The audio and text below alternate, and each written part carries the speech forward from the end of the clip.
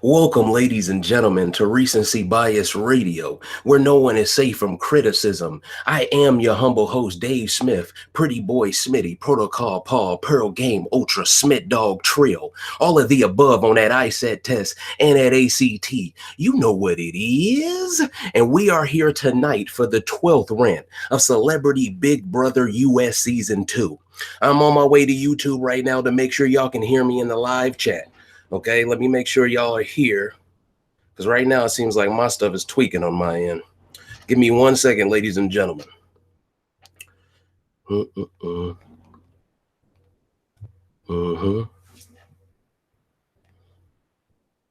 and gentlemen. Okay, y'all can hear me. I bet.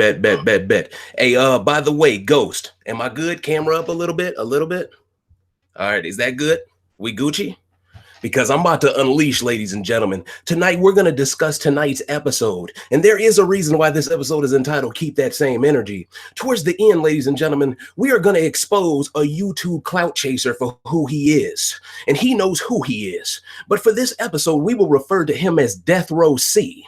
That's going to be his nickname, ladies and gentlemen. He is going to get hard-bodied by the end of this. But let's discuss the gameplay first. Because if he had it his way, if the people on his side had it their way, we would totally ignore this great season of Celebrity Big Brother just to focus on Swaley. Because people over on that side of the game are haters. Let's just call a spade a spade. You know, everyone keeps saying, I'm down on this season. Mark my words, in a few years, these same people are going to look back and say, I was wrong about this season. Yeah, because you allowed yourself to be manipulated by too many outside sources. But that's neither here nor there, ladies and gentlemen, okay? Y'all know I'm going to go in tonight, all right? I'm going to go in. So y'all enjoy yourself. Y'all chill out. If you have a nice beverage, go ahead and sip it. If you got something, roll one up, okay? We finna get into this, ladies and gentlemen. I have done more than enough research, ladies and gentlemen, and I know for a fact by the time this rant is over, a lot of people are gonna regret the side they chose because you gotta stay on that now, fuck boy. So let's continue, ladies and gentlemen. First thing I want to discuss is tonight's episode.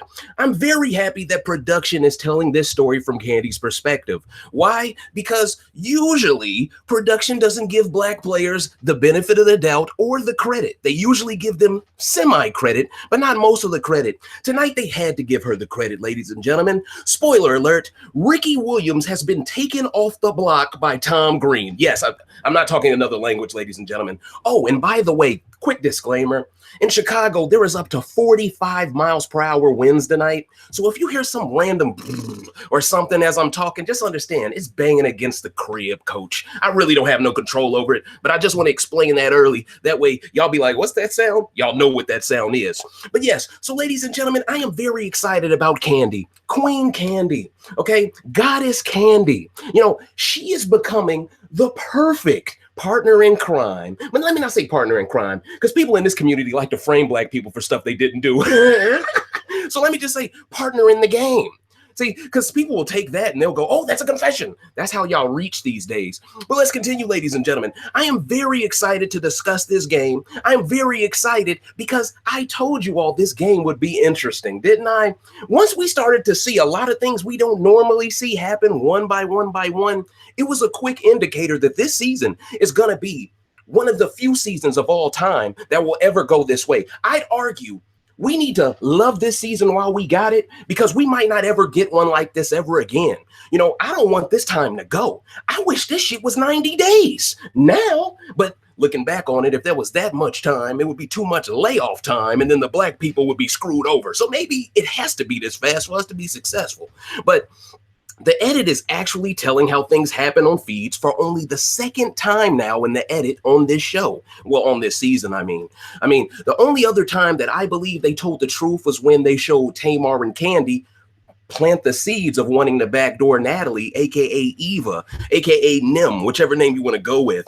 And Eva was my pick to win the game, so it is great to see all these players acknowledge the fact that no one can beat her. That lets me know every single player in this game acknowledges their win conditions, and that's what makes this season different.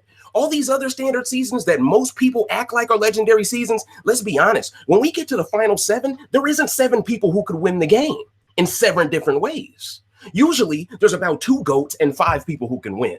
In this season, You could argue Dina is one, but Dina is even starting to get into the game. We saw it on tonight's episode. Tom even admitted, Dina is talking strategy? I agree with you, Tom. I'm about as surprised as you are, Coach. You feel it, Digny? Like, for real. Like it's like all of a sudden, Dina got a battery in her back, okay? So at the end of the day, ladies and gentlemen, this season has been amazing. And for people to not be able to enjoy 4 weeks of this, we don't deserve nice things then. Because every time we get something good, y'all poo-poo it. And then when it's bad, y'all say it's amazing. BB20 was fucking garbage. And this season shows you why it was garbage. Too predictable. No pivoting. Everyone pre-game alliance with a whole bunch of newbies, no celebrities. It was a lot of underhanded tactics in that season. Okay? Overpowered twists. Tamar's twist only lasted 2 weeks. Tyler's lasted damn near half the game. Probably longer than that. I'm probably giving him too much credit by saying that much. But at the end of the day, ladies and gentlemen, remember the hacker twist. You know, this season is one of the few seasons I can say there isn't way too many twists. They kind of backed off on that dumb shit, right? You know, it's like they learned from their mistakes a bit. Now, while I will hold production accountable for allowing Tom and Kato to act like complete beta males and cry to Allison Grotner 32 times in one day, even though I'm going to always go ahead and call that out as bullshit, if that's the trade-off we got to get to make sure that Black people have a 67% chance of winning this game going into the final 6, sign me up for that shit, Coach. Sign me up, okay? And you notice all of these coon channels out here that's calling out Swaley, they're so pro-Tom and so anti the Black women. But we're going to get into that later, ladies and gentlemen. Woo, I'm just going to plant the seeds subtly with y'all. It's going to get real tonight, ladies and gentlemen. Like, when I tell you this is going to be a knockout punch, like, people think they got evidence on other people. See, this is why you should be careful what you start. Because I am the closer. I am Thanos, ladies and gentlemen. When I come through with the Infinity Stones, you better cuff your chick and get the hell out the way. So let's continue. I applaud Candy for picking Eva in the HOH competition because that move showed Tom that she isn't out to get him like everyone else. This was a key strategic play. Also, don't rule out the factor of Tamar not being able to compete in this HOH, meaning she never had to select anyone and reveal her card specifically. This allowed Tamar to continue playing everyone in that room in the Dream Team Alliance. It allowed her to continue playing them, and she was able to not only make them feel like, oh no, I'll talk to Candy. Candy, she won't work with him, trust me. Then Eva, you saw her in the lounge room with Tamar, right? She's talking to Tamar because she still believes Tamar's on her side. And she's like, hey, I need you to work your magic on Candy and get her to keep me from being on the block. You know, and see, the problem I got with Eva here is she said on today's episode that Candy is dead to her now. Isn't that the same rhetoric Tom used indirectly towards Ricky earlier in the season? Did y'all peep that? See, here's my problem. You know, why does a white player always say when a Black person does the best thing for their game, they're dead to them? What is up with that? Like everyone says it's just a game, but remember, Tom said that, and now he's the guy saying it's just a game now. So understand, they pick and choose when they want to take this game personally. By calling up Allison Grotner, they definitely were on like megaton defense mode, you know, talking about damage control all the way. You know, they were trying to keep us, when I say us, I mean the people that watch the TV show, the casuals included. They were trying to keep all of us, including the casuals, because really, that's who Tom's worried about. He's worried about how the casuals perceive him, right? And see, that's why Tamar truly believes she was kept off the block this week, because she thinks Tom couldn't afford to put up a Black person and send him out the door. Not after what has transpired recently. So Tamar is starting to, in a way, feed right into my idea of Tom is trying to get his own rebrand going here. And with no Kato there, this is the perfect opportunity for him to get his rebrand. Now, initially, I thought Kato had to separate from Tom and he could get his rebrand going. But after slamming on that table, you pretty much ruined your game completely. I mean, there was no way you could stay, okay? And that's why Tom had to stay. I'd argue if Kato never loses it to defend Tom's honor, it's really easy to convince Tamar to keep Kato. Well, let me take that back, because Kato implied she should be his housekeeper. So at the end of the day, nah, Tamar wasn't going either way. Okay, so let's continue. I think it was a blessing in disguise. Tamar didn't have to reveal her cards by being in the HOH, and her role is to downplay Candy working with Tom so they can work together behind the scenes and force a coup d'etat. Both sisters are set up very nicely in this development. And remember, on Monday, I kept telling y'all, the ideal situation is for one of Tom, Candy, or Dina to win HOH over the other three, because we want someone to knock out one of those three to allow the game when you go into the final six to be split into groups of duos. This is what I mentioned earlier. This is what I mentioned in the age of fake outrage rant. Okay, so it all comes full circle, but I want to drive the point home that Tom was having that PTSD flashback of hate for Ricky Williams for a long time this week. And if it wasn't for this huge dead period of from Monday to tonight, where he got to actually think on it and actually had time to listen to Candy, I'd argue Ricky would be out this game if they would have sped up these dates a little quicker. I think Ricky, if this happens a day earlier, that veto ceremony, Ricky is gone. He is sitting next to Lolo and it's GG no re.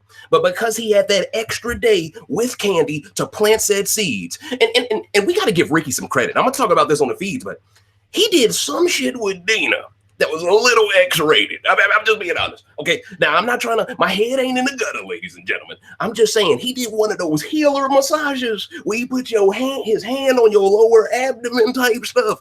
He had that dang there for a good 40 minutes, coach. For a good 40 minutes last night. Dina didn't move. She had her eyes closed. As soon as she got up after that 40 minutes of him rubbing on her, man, her legs was wobbly. She ain't had no legs, coach. Even Candy went up to Tamar this morning and said, "Did you see what Ricky was doing with Dina?" Girl, she a new woman. I thought that was funny. So I just wanted to mention that. See, stuff like that, those are the lighter, more funny moments that you don't get all of these huge media outlets to cover, because they don't want you to think that there is some lighter side to the feeds. They want you to think that the feeds are completely terrible, because if you think they're completely terrible, you don't watch, and then it almost takes away the credibility if a black person wins the game. Oh, we didn't see it, so it didn't happen. It's almost like if a tree falls in a forest and no one's there to see it, it didn't really fall. You know, this is a con game that they're running on us. And see, these people are supposed to be lovers of the game. They aren't supposed to be biased or having favorites, okay? But that's what these people are doing. And see, that's the thing. You're supposed to analyze this from an unbiased perspective because you're not the rant god. See, I can do this because I built my channel off of this. Y'all are supposed to be impartial, bipartisan. You're not supposed to play favorites, but you do. And you do based off the interviews you won. And that don't just go for the big ones. It goes for the coon ones. But let's continue, ladies and gentlemen. Boy, combination shots. All right. Boy, I'm going arrow spins tonight. All right. Let's get it popping. Ding, ding, ding. Now let's continue. Now, did you notice how Eva went out of her way to say Candy is dead to her? This is the same rhetoric Tom used when he was angry with Ricky. I'm sorry about that. I was about to say at. Now, but why is she dead to you? Candy hasn't been on Eva's side since she hit the block when Tony Mooch left in week 1. Eva should be more mad at herself for losing the HOH more than anything else. But to be fair to Eva, ladies and gentlemen, didn't this HOH feel like another comp that was designed for Tom to win? I mean, based off his height alone, he would have been able to move the cube around in a faster way, meaning he could compute where all of the numbers were in a faster way as well, ladies and gentlemen. And I thought it was very stupid for Lolo and Natalie and Eva. Well, maybe I'll just call her Natalie now because she's going to be gone tomorrow anyway. I mean, I could call her whatever now. But at the end of the day, I thought it was really stupid for them to continuously pick Tom. See, this let me know they weren't super fans of the game, ladies and gentlemen, because any super fan of the game understands this competition is a competition where the more repetition you get, the more of a master precision you have in it. Oh, that was bars. I kind of forced it out, but it didn't sound that way. Oh, I got the smoke tonight. It's cracking. All right. But at the end of the day, ladies and gentlemen, I truly believe it was just dumb for them to keep challenging Tom, because the more he does it, the more he gets a rhythm. The more he gets a rhythm, the more he realizes, okay, this number's here, so that number's there, that number's there, so that number's there. And he starts doing stuff based off muscle memory now. And once you're dealing with a guy who already has a physical advantage in the competition, then he has the mental advantage. There was absolutely no way you could beat him, which is why Candy played this smart. If Lolo and Eva truly wanted to keep working with Tom like they acted like they wanted to after he won HOH, they would have never picked him in the first place. But they had to pick him because they had to double down on all the hot shit they was talking about 2 weeks ago. And this is what happens when you back yourself into a corner, ladies and gentlemen, strategically. Now, all of a sudden, Lolo and Eva can't pivot, okay? And the funny thing about this is Ricky is resigned to the fact that Tom is coming after him. He knows the smoke is coming, okay? And Ricky is at peace with it. But these two women know they've been doing some dirty shit. So, and when I say dirty shit, I don't mean like they're evil or nothing. I just mean they know they got karma coming their way, right? So naturally, they feel more at odds. They feel more off kilter than Ricky does. Where Ricky, I mean, this dude played in the NFL. You know what I'm saying? He played running back at that. He's used to getting popped under pressure. You know what I'm saying? He's used to being at the bottom of fumble scrums. You know what I'm saying? So at the end of the day, Ricky knows that you got to take each play one at a time. And I'd argue each week is just like that. Each competition is just like that. I think Lolo and Eva, they started counting their chickens before they hatched a bit. And that's why they're coming off like sore losers in a way this week. And that's me being honest. Now let's continue, ladies and gentlemen. I already said that. Okay, but yeah, so at the end of the day, I think that competition was a bit rigged for Tom. Now, this is another example of how a black player gets hated for recognizing their best chance of winning the game. What was Candy supposed to do, Eva? Let y'all win HOH? Then Tom wins veto and y'all send her home over Dina? See, when you break it down, this was Candy's only play. So for you to imply she's dead to you because she made the only play she could possibly make to save herself, you know, there's a certain level of entitlement there. Okay, let's just call a spade a spade there. Now, Candy made the right move at the perfect time, got people butthurt because they've been outplayed. This is what you get for assuming Candy and Tamar would be an easy out later in the game. You guys wanted to target all the men, but the men didn't understand the game at all, let alone have the social acumen to be able to manipulate someone like Tom as easily as Candy pulls it off, ladies and gentlemen. But I don't want to act like it was that easy, because I want to give her credit for the degree of difficulty, because Tom is crazy. Tom is indecisive. So for you to be patient with him and walk him through why this is the best move for him as well, you know, that lets me know Candy can win this game easily.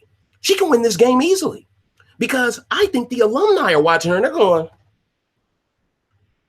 we fucked up. We fucked up. Now, granted, John had to always go home over Candy in that moment. That would have been a dumb decision to send Candy home in that moment. But outside of that, yeah, I could see Joey Lawrence staying making a lot more sense to a lot more people now in hindsight. And did you see his E.T. Hollywood interview, by the way, ladies and gentlemen? Did you see him admit Tamar is controlling the game? You notice how all these media outlets don't mention that? That's by design, ladies and gentlemen. They don't want to give her the respect she's due. She's way more funny than Tom is these days, but everyone just talks about Tom's jokes. So overrated. So overrated. But I'm going to let Tom off the hook a bit tonight, because he did what needed to be done to make sure we can be entertained tomorrow night. So that's what it is. Now, this is what you would get, like I said, for assuming Candy and Tamar would be an easy out. Now they have the most power in the game, in theory, if they can keep Dina away from Tom. But if they just work as a 4, fuck it. I mean, why not? Now, it was so good to see Tamar play Eva and make her think she's going to talk to Candy to keep Eva and Lolo off the block. But then she goes to Candy and tells her to work her magic. See, this is amazing, bro. This is amazing. See, the moment I heard Tamar call this chick Eva Becky, oh, I knew. Yeah, Tamar gonna fuck you over something nice in this game. I mean, damn. Now, did I still pick Eva to be at the end based off of my pregame ranking system? Based off of the fact that at the end of the day, she was in the best position of the game at the time? Yes, but that's why you watch the game. That's why you watch the feeds, to see these things. As live feeders today, ladies and gentlemen, we were blindsided by Tom's move. And that's why this season is becoming amazing. But you notice, because Tom made that move to save Ricky, now all these people are jumping on code like, I'm confused. Instead of being happy because tomorrow we'll have a good double eviction episode, they're almost disappointed. Isn't that weird? They're getting on code. Peep game, ladies and gentlemen. See, man, the worst nightmare for these motherfuckers is Thanos. You feel me? Now, let's continue. Okay, let's continue. So yeah, like I was saying, it was good to see her work, ask Candy to work her magic. We don't deserve these two queens. I don't know what we did to deserve these two, but I'm glad. I felt like we sat through 20 years of bullshit as Black super fans to get gifted something so great. You know what I mean? I feel like this is like our strategic reparations, coach. You know what I mean? Now, they are yoking these house guests, Candy and Tamar, ladies and gentlemen. Tamar is so used to playing dumb, she even acted like she forgot she was the one who saved Candy in front of Candy. Tamar said, but Lolo and Eva saved you, girl. And then she was like, no, they didn't. You saved me. And Tamar was like, yeah, okay. You know, you could tell Tamar, you know what I'm saying? Like, you could tell she was playing dumb. But to hear that out of Candy's mouth, you know, you could tell that solidified them even closer. Because it's like, oh, you acknowledge what I did for you. I bet. You my ride or die. Let's get it popping. Black girl magic. You feel it, dig me? Now let's continue. That lets me know she been playing dumb so often, she forgot to flip the switch with her allies. Tamar is a genius. No cap, ladies and gentlemen. Anybody saying otherwise is a damn hater. All right, cancel their ass. Now, let's continue, ladies and gentlemen. Okay. Okay, I was just making sure everything was Gucci. I thought I had a random alert, I mean. Hold on, I lost myself for a split second. Okay, I'm back. The nomination ceremony didn't go like I thought it would, ladies and gentlemen, because on the feeds, Ricky, Lolo, and Eva, they were talking about Tom's speech as if he wasn't himself in this speech. At least like he was nervous, like he was rattled, or just a little, you know, a little kerfuffled in a way, like the way they were talking about it and describing it right after feeds came back after the ceremony. They made it seem as if Tom was just bizarre, but in my opinion, that was the standard Tom. The only bizarre nomination ceremony we saw was Tamar's when she put up Tom and Kato, but we know that was paid for by Allison Grodner. You feel me? And fly on the wall entertainment. But that's neither here nor there. Now. But yeah, so at the end of the day, people are talking. Okay, bet. Okay, I just got an alert. Maybe I need to put myself on airplane mode because I be getting these random alerts and I think it's somebody tell me, hey man, something happened wrong with your stream. But let me continue, okay? But yeah, so at the end of the day, he wasn't nervous at all. And at the end of the day, we just saw what transpired. So that lets me know that Lolo, Ricky, and Eva was just a little butthurt on the feeds, and they were just trying to make a mountain out of a molehill, ladies and gentlemen. The only problem I really had with Tom in his episode was that scene where he was acting like he was flying and then all of a sudden they put this epic music. Like, he gets all of these scenes exclusively. Y'all notice that?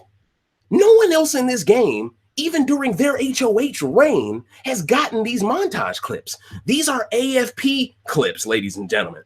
This is them trying to force feed it. All right, now let's get to feeds, ladies and gentlemen. Let's provide some context behind what we just saw today, and let's set you up for what's going to happen tomorrow. And then after that, we can get into the Death Row Exposed party, ladies and gentlemen. So let's continue. Around 3 p.m. Pacific time on Tuesday afternoon, ladies and gentlemen, Tom and Candy are discussing noms, and he seems convinced that Lola won't go after him next week if he doesn't put her up. This is important because later he will want to take Eva off to put Lolo up to ensure Ricky leaves. Candy is the one who is convinced Tom to nominate Eva when Tom didn't even want to. For some reason, Tom is so forgiving of these women. He's so forgiving of these women even though they have turned up in his face, but isn't forgiving of Ricky, who didn't do anything like this until after Tom and Kato blew up their alliance already, at least in public. Tom figures out Candy's biggest target is Eva and Candy and is trying to talk sense into him, but he's too dumb to see she is the best player left in the game. When you're blinded by hate, you can't see the truth sometimes. I'm sure Death Row would know all about that, but let's continue. Candy is trying to tell him the women are lying to him, but Tom doesn't want to believe it. Tom essentially believes that Ricky Williams is the mastermind controlling these women, when in reality, these women hate him more than Ricky does. Ricky is at peace with everything. The women are the ones that are fucking pissed, okay? But anyway, Candy was the one who pretty much controlled the noms, ladies and gentlemen. She even got Tom to finally admit that she was probably right, which is a milestone in itself. Tom doesn't admit that. I mean, a handful of times he admitted Kato was right about stuff. I mean, I'm just being honest. Now, on camera 4, as this is happening, Dina said something very important that I hope people remember for future seasons. She said people are who they really are in this game. If you wore blackface or supported blackface in this game, ladies and gentlemen, you're probably doing it at home too. Now, this isn't what Dina said. Let me end the quote. Okay, so let me end the quote. That way I don't, you know what I'm saying? So basically, all Dina said was, people are who they really are in the game, end quote. So my whole take on this is, if Dina can say that and recognize that, then I'm not going to let Kevin Schluber off the hook for that bullshit, okay? Because everybody else, remember the stuff Swaggy said about Bailey in the house, about how he did this and that. What about the stuff Kevin said? See, that's the thing. No one holds this guy accountable to his quotes, but a 23-year-old guy, and mind you, you're not a grown man mentally and emotionally, physically, psychologically until 25. This has been confirmed scientifically. So for people to hold such a grudge on this brother when he has so much room to grow, and yet he is still popping at such a high level, just goes to show there's jealousy here. There's jealousy here, but let's continue, ladies and gentlemen. Like my point was, if you wore blackface or supported blackface in the game, you're probably doing it at home too. Nobody forgets the cameras are there enough to accidentally be racist. That doesn't even make sense. Eva and Tamar's rivalry is slowly but surely heating up. She is starting to say lots of slick shit to her, and Tamar is doing a great job of depositing the memories and keeping her calm. Eva not only tried to challenge Dina's opinion on people being who they are by asking Tamar if she fights people outside of the game, which was petty, which was some passive-aggressive shit, by the way, but she also had the audacity to imply Tamar shouldn't be worried about nominations, even though Tamar was the last HOH who sent Kato home and nominated Tom, the best friend of Kato. You feel what I'm saying? Of course she should feel paranoid. So for Eva to tell her, you shouldn't feel that way, what are you talking about? What are you talking about? She just did y'all dirty work for you. Now you telling her she don't have the right to feel nervous? What was the point of you having her do your dirty work then? See my point? Now let's continue. Both ladies decide to take a nap to get Dina out of their conversation. But I think this was more so Tamar trying to keep Eva out of her and Dina's conversation, now that we know what we know now, okay? And Eva reveals she's the backdoor of Tom's as of right now. We saw that on today's episode. Tom was talking like he wanted to backdoor her. Okay, and then the plan changed. And what ended up happening was Lolo ended up being the backdoor, and he ended up flipping them essentially. And that was all because of Candy letting him know Lolo has a less chance of winning the game than Natalie. Okay, period. Now, I can see why Tom was scared to do this, because if Lolo wins veto, she takes Natalie off. Now they have 2 votes. You know, and now all they have to do is get another vote. But they probably wouldn't get that vote. It would probably be a tie, and Ricky would still leave the game. But at the end of the day, I understood the gameplay that was going on here. But this is my point. It's high-level gameplay, ladies and gentlemen, because the people who've been running the show are getting played at such a great way. Like, this is almost a shocking development in a way. And I think this is what's pissing off more white people. They're pissed. They're salty, okay? But yeah, so Tamar is shocked that Tom's game is messy enough to even tell Eva that before veto is played. But this makes me suspicious that production guaranteed he would win it, so he's cutting deals like it was already played. Then for him to change those plans in reverse because of Candy's advice is even more messy. But this once again shows you how erratic Tom is, whether Kato is in the game or not, ladies and gentlemen. Eva leaves the game. Oh, man, not the game, my fault. Eva leaves the room to let Tamar take her nap and goes upstairs. Ricky tells the ladies that this could be great for their games because if he leaves, he will be the scapegoat and they will have a clean slate with the rest of the house. Okay, at least a clean slate with Tom. And see, this was a good thing for me to see from Ricky. This shows you this is how you conduct yourself when you're on the block. You know, Ricky is not resorting to personal shots. Ricky is accepting of it. Ricky is playing the game. Ricky is a sportsman. And see, this is why I believe Tom took him off, because he saw Ricky didn't change under that pressure. But then he's looking at these women, they're in the pressure cooker and they're losing it. And that does nothing for Tom but reaffirm, hey, maybe I need to keep Ricky, because if he leaves, I'm the only guy left and I'm fucked. I basically got to win out now. You feel me? So it all makes sense here. But once again, this is Tom finally learning how to pivot in the game, ladies and gentlemen. But let's continue in chronological order because he hasn't come to this decision yet. All right. So So at the end of the day, Ricky tells the ladies that this could be great for their games because with him gone as the scapegoat, they should have more room to pivot. Eva starts playing pool and tells them when she came up the HOH room. She saw Candy up there. Tom told her he's having a meeting, and Eva allegedly said, "Another one?" Now, I don't know if she really said this out loud in his face or she just walked away and said it to herself, but she said it to Ricky and Lolo as if she had the balls, the stones to say it to Tom and to Candy's face. I don't know, but understand Eva is player hating, literally and figuratively right now on Candy for making the sound game decision for her own game. So Eva is salty with Candy for making the one move that made sense. I don't get it. What was Candy supposed to do? She wasn't included on the Dream Team Alliance. This is standard gameplay 101. But what ticks me off is how Eva is allowed to be passive-aggressive and doesn't see her as a threat. If she's the most visibly angry about him meeting with Candy, she clearly is more anti-Tom than he thinks. Could Kato have asked Tom behind the scenes to protect Eva? Because it felt like Tom was going out of his way to keep Eva out of harm's way, even though she clearly has the best chance to win at the end. Felt very fishy at first, and then it felt like Candy broke him free of whatever promise he could have made to Kato, but I don't know. This could be just fan fiction, but let's continue. Something seems very off with how he dismisses her being the only person who can beat anybody at the end. Ricky, not so much. Hell, Tony Mooch even chimed in on social media and told people he thinks Ricky has a 0% chance of winning. Now, let me ask y'all this question. What are the odds Tony Mooch, a guy who doesn't watch live feeds and doesn't have a vote because he wasn't a real player, bashes a black man during the first week of Black History Month as Sway Lee is also being bashed? You see, this is an attack from all directions, and it's a political attack, so they also exercise one of their best weapons of this season, Tony Mooch, to shoot a shot. I'm just being honest, because he's irrelevant because he doesn't have a vote, so why is he even talking?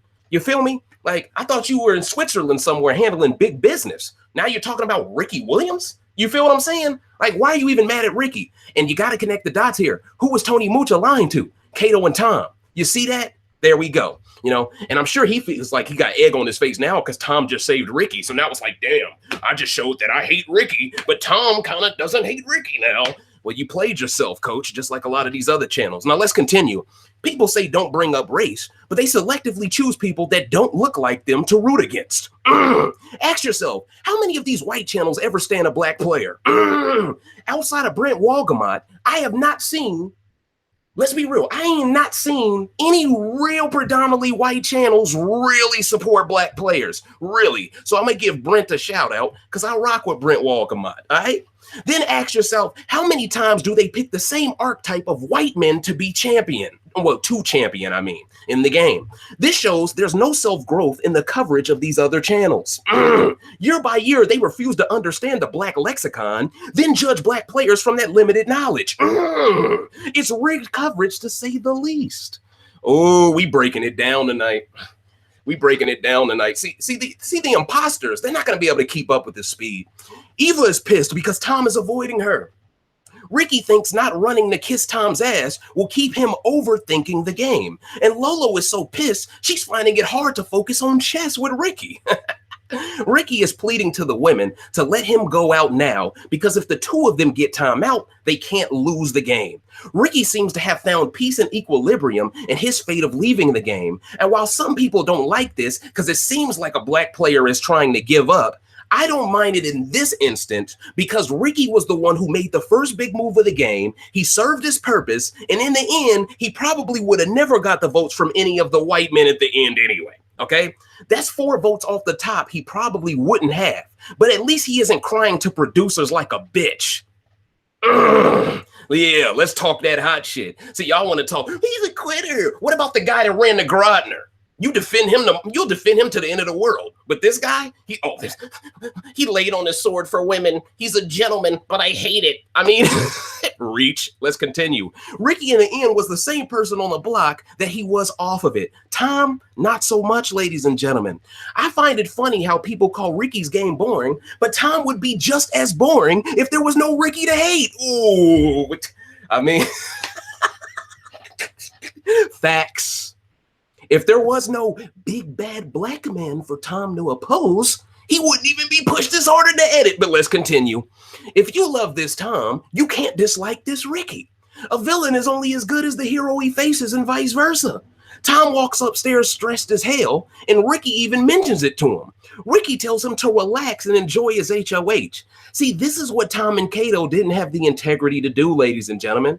Ricky mentions to Eva, based on his Leo zodiac sign, that Tom is meant to be unwavering and obsessed with something until it gets done.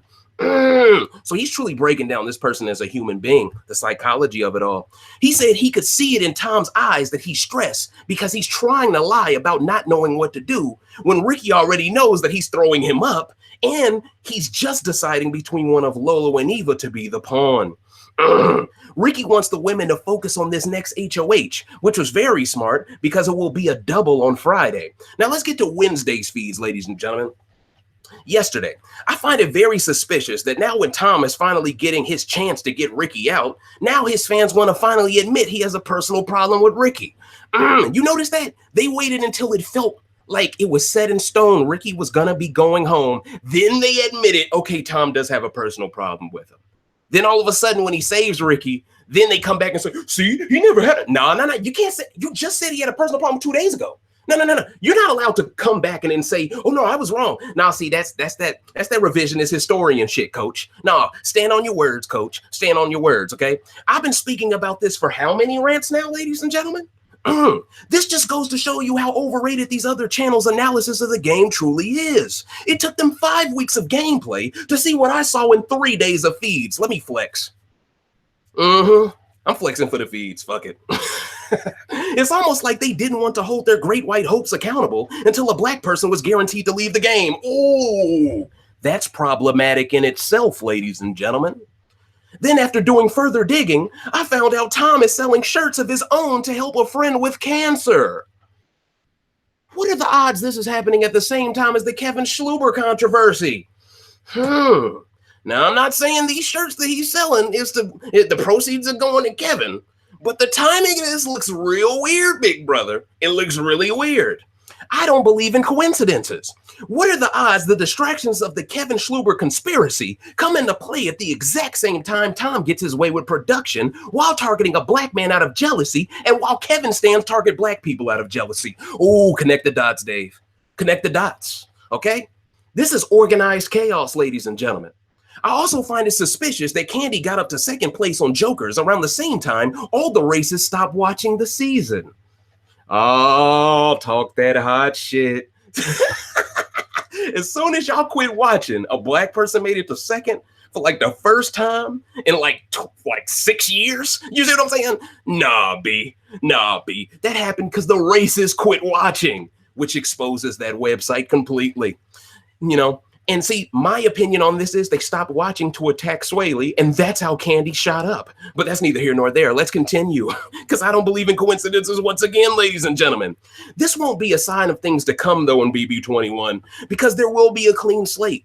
And with that clean slate comes the racist fan support coming, okay? So let's enjoy the rest of the season, because a lot of these motherfuckers, they on vacation. And I think that's why I'm enjoying this even more. All right, let's continue. Tom wins veto because he wants Ricky out and still suspects he is the one controlling the women. Convinced once he leaves, Tom can work with Lolo, Eva, Dina, and Candy. That's such a weird five, by the way, Tom. But see, that was the final five he wanted, basically, before Candy talks some sense into him. But Lolo and Eva hate him just as much, if not more than Ricky. Once again, showing a black man will be framed for something if he isn't doing this season. But we know he didn't get framed for this, ladies and gentlemen. But I have to put you into my mind as I was watching the feeds, which should make lots of people who said this season was bad say it's good again. Pay close attention to this, because even though feeds have been boring, the Tom fans are more excited about the game now that Ricky is the target, but weren't so happy when Lolo and Eva were the targets. But then these are the same people who claim Lolo and Eva are the main ones bullying Tom. See, that doesn't make sense, does it? That doesn't make sense. Now let's continue. Essentially, Tom is trying to work with everyone but Ricky and Tamar at this point, which also may explain why Candy shot up the rankings on Jokers, because she's the only black person Tom has deemed worthy, and this is what pisses me off. Nobody holds Tom accountable for how socially awkward he is, and this is the first season I've ever seen white people try to tell black people what bullying is in the game. You know we're the expert on this, right? because the people we root for are the victims all the time, right? How you gonna tell us what bullying is? Like, huh? But when we tried to get y'all to see racial bullying, y'all jumped on code. So understand, it's okay for Tom to threaten women, but it isn't okay for women to bash Tom because that would be bullying. It's almost as if we aren't fighting bullies. It's almost as if we are fighting bullies on two fronts as it is. We're fighting the people bullying Swaley and production bullying the women into not bashing Tom on feeds. Then when you add the fact that Tom could be selling shirts to help Kevin, it explains why so many people are on code defending Tom right now. All the Kevin fans are Tom fans. But even if Tom isn't raising money for Kevin, the timing of it seems just as perfect as people dissing Swaggy on Cancer Day. These two people are more than likely connected more than we know. The idea that somehow three people bashing someone in a room is bullying is laughable. That happens every season of Black People, but nobody white calls that bullying when it happens. They call it part of the game. Exposed. So the part of the game excuse was never meant to defend Black players. Peep game there, all right? Ricky knows he is going home. He knows Tom hates him, and he knows production is on Tom's side. The votes just aren't there. Nobody is going to keep him over Eva or Lolo. But I don't get it, because for Tamar and Candy's game, they should be convincing Dina to flip and to save Ricky to get out Lolo, because Ricky would 100% target Tom in the double. I'm hoping once they find out it is a double, people change the plan, because Lolo proved to be a huge mental threat during the last live eviction episode when she kept Tamar from backdooring Eva, juxtaposed to saving Lolo, who could go after Tom. But after this week, everyone competes in veto from this point further, so the backdoor could backfire with Dina being taken off the block by Tom, and then we get Candy and Tamar on the block in the double. This is the worst possible scenario in my eyes, ladies and gentlemen. Tom thinks if he gets a unanimous vote to get out Ricky, everyone will be on this kumbaya shit. That ain't happening, coach. I'm just going to be honest, all right? And it didn't happen. But anyway, as late as 1 a.m., and this is still Wednesday night, technically Thursday morning. Let's talk about semantics, right? As late as 1 a.m., Tom wakes up and is pacing back and forth. He assures the live feeders he knows what he has to do, but he won't tell us ahead of time. He leaves a trail of breadcrumbs by saying some players celebrate too hard when they win comps. This clearly wasn't a shot at Ricky so much as the women. So basically, the veto decision seems to be based off of sportsmanship, which makes me believe Ricky's approach to this second Tom HOH was perfect, because he earned Tom's respect for not changing or kissing his ass. Tom even overloaded on food and brought all of it to his HOH room on purpose so he wouldn't have to leave the room before the veto ceremony even happened. This was some new level strategy here to avoid having to tell lies. I thought this was pretty interesting. I mean, he even went out his way to show people all the food he done took out of the kitchen and loaded up upstairs. He had a whole pizza to himself. It was pretty interesting. This is interesting gameplay. And to be honest, this version of Tom isn't so bad, ladies and gentlemen. But the version of him that blamed Ricky for everything wrong in the game, I could never approve of, okay? This monologue felt like his real veto ceremony speech. He goes on an epic rant talking about how people avoided him for 3 days just because they lost a game of Monopoly. He was basically being sarcastic when he said Monopoly, but he was essentially just trying to compare each of these little carnival games to Monopoly for all these competitions. Tom looks at this as a study of human nature. He thinks Lolo and Eva operate on greed. He can see Ricky doesn't based off how Ricky was willing to bow out of the game to help the ladies move further in it. I think that small act of humanity is what maybe opened Tom's eyes to Ricky being misunderstood on top of what Candy was trying to convince him of, okay? And while this is all happening, Ricky on feeds uses his healing powers on Dina with a massage. This is important because it will lead to a conversation between the two of them, and eventually Ricky will get his one-on-one with Tom. Now, I tried to find this one-on-one between Ricky and Tom last night. I couldn't find it. Like, I tried so hard. I didn't know if it was real late at night, wasn't there. I didn't know it was real early in the evening, wasn't there.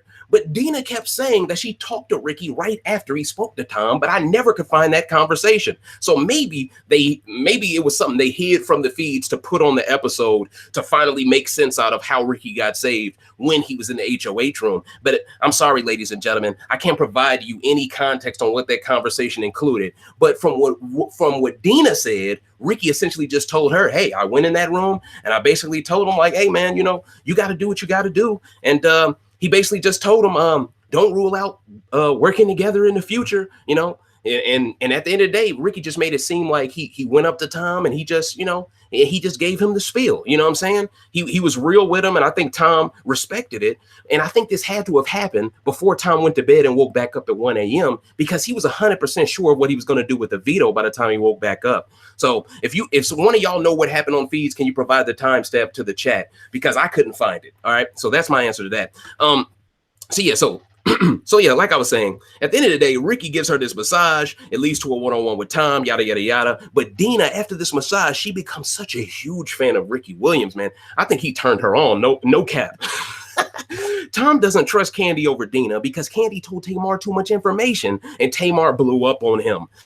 She told him, she was like, why you always got to threaten somebody? And to let y'all know how this all happened, essentially, Tom basically told Kandi, oh, I might have to put up Tamar to guarantee that you vote out Ricky. And it's like, come on, bro. So that's where that all came from. That's why Tamar blew up, because she's like, man, why you got to give people ultimatums and threaten them to vote your way? That's not how you get it done. And to be honest, Tamar was right, because Tom, up until this point, has never had a vote go his way. You know what I'm saying? He's never had a vote go his way. Well, yeah, I don't think he has had a vote go his way yet.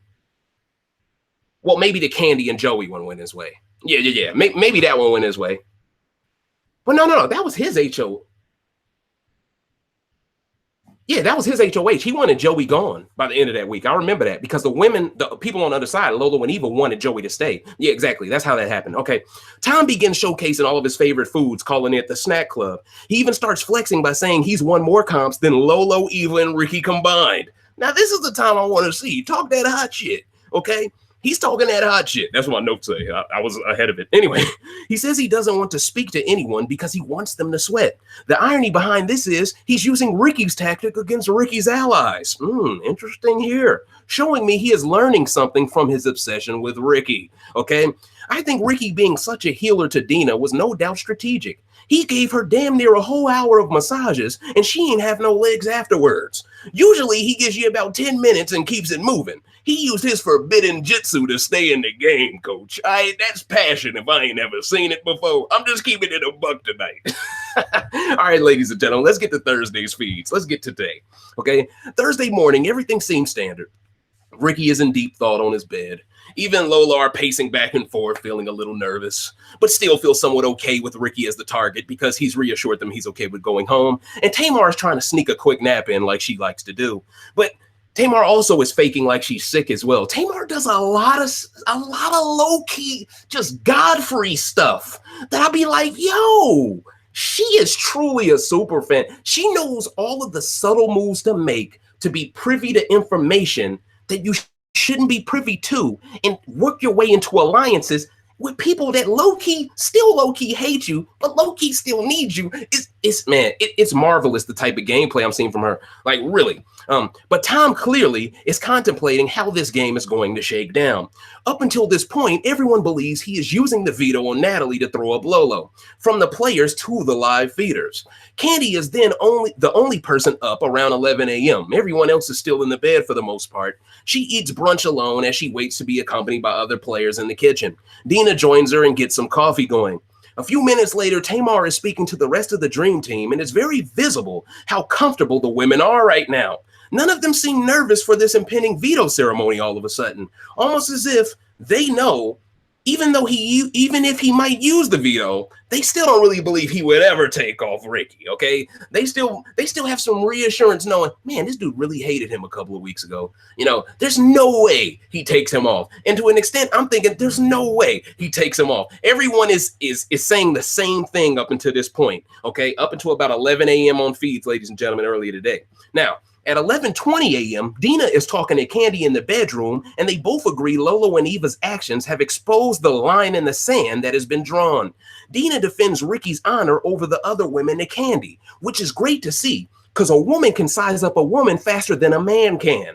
Dina reveals to Kandi that Tom might pull off a huge move because Ricky told Dina he had a great conversation with Tom the night before. Lolo and Eva walk in and ruin the conversation completely. This pissed me off because, man, they were getting into some good tea, ladies and gentlemen. Scalding. Dina is learning the game fast with Kandi as a partner. Kandi is showing winners upside, and she's showing me she has Danielle Reyes levels of gameplay.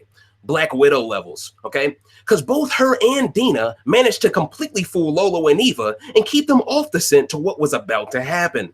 This was a masterclass of social gameplay by these two ladies. I salute you both. And I salute Dina for calming that rat shit down she was on earlier in the game, okay? She got to be honest with somebody now. You feel what I'm saying? If I'm Lolo and Eva, I would immediately take exception to Tamar sitting on Candy's bed with Dina the morning after she tried to convince both of them she was targeting Candy in a possible double. Tamar, you are slick. If I'm Lolo and Eva, that's a red flag because it means she's been playing the entire dream team this whole week, which Tamar has been doing very well, by the way. Feeds cut for the veto ceremony. Feeds returned after the ceremony at roughly 12:25 p.m. earlier today, and everyone on social media is shook because Tom saved Ricky and threw up Lolo Jones. Man, this is the most unpredictable season I've ever seen. Every time I'm ready to unleash on production, something happens.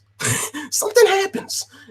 Man, I can't explain it, man. Like, for real. Now, this is a Big Brother miracle, ladies and gentlemen. Like, let's not downplay this. This is a Big Brother miracle. For someone to go so far left and then be able to come so hard right. Man, that's a testament to the gameplay of everyone on this season that someone could pivot that hard. That's a Euro step pivot in the NBA, ladies and gentlemen. That's a James Harden step back pivot, okay? I'm being honest. All right?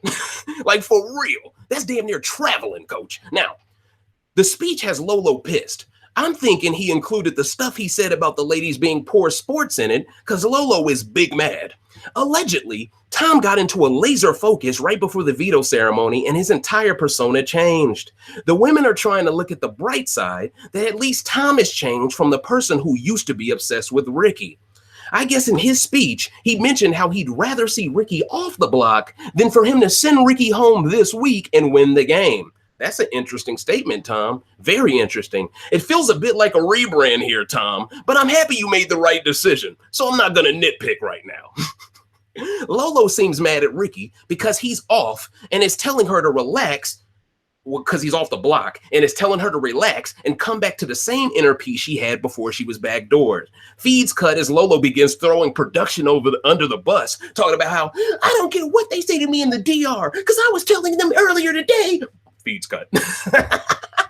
I was like, damn. Feeds come back a couple of minutes later to Tamar and Candy talking about what just happened in the lounge room. Tamar says she's always knew this would happen because Tom had to know he would be the next boot if he was the only man left. Now Tamar and Candy think Ricky will work with Tom now after Eva leaves. This double eviction just got more interesting, ladies and gentlemen. Tamar doesn't think Ricky will work with Tom, but Lolo and Ricky's argument could be seen as a crack to Tom, and both men in theory could be unbeatable if Lolo got eliminated in the double after Eva. Tamar truly believes Tom saved Ricky and didn't backdoor Tamar because he had to save his reputation with Black America. To a certain extent, I agree with her. This was Tom's move to make up for all the bullshit he put her through, okay? Black people now have a 67% chance to win the game with 6 people left. This is by far unheard of any Big Brother season in any country, ladies and gentlemen. Okay, let's give that also some claps. This season just might change the way the game is played forever, or they'll start just casting one black person. I mean, I'm laughing now, but let's not. I don't know. It's possible. Also, pay close attention to Eva's behavior. Ever since Lolo snapped, Lolo disappeared after Feeds cut. But Eva is right there in the kitchen playing this nice girl role to secure Ricky's vote.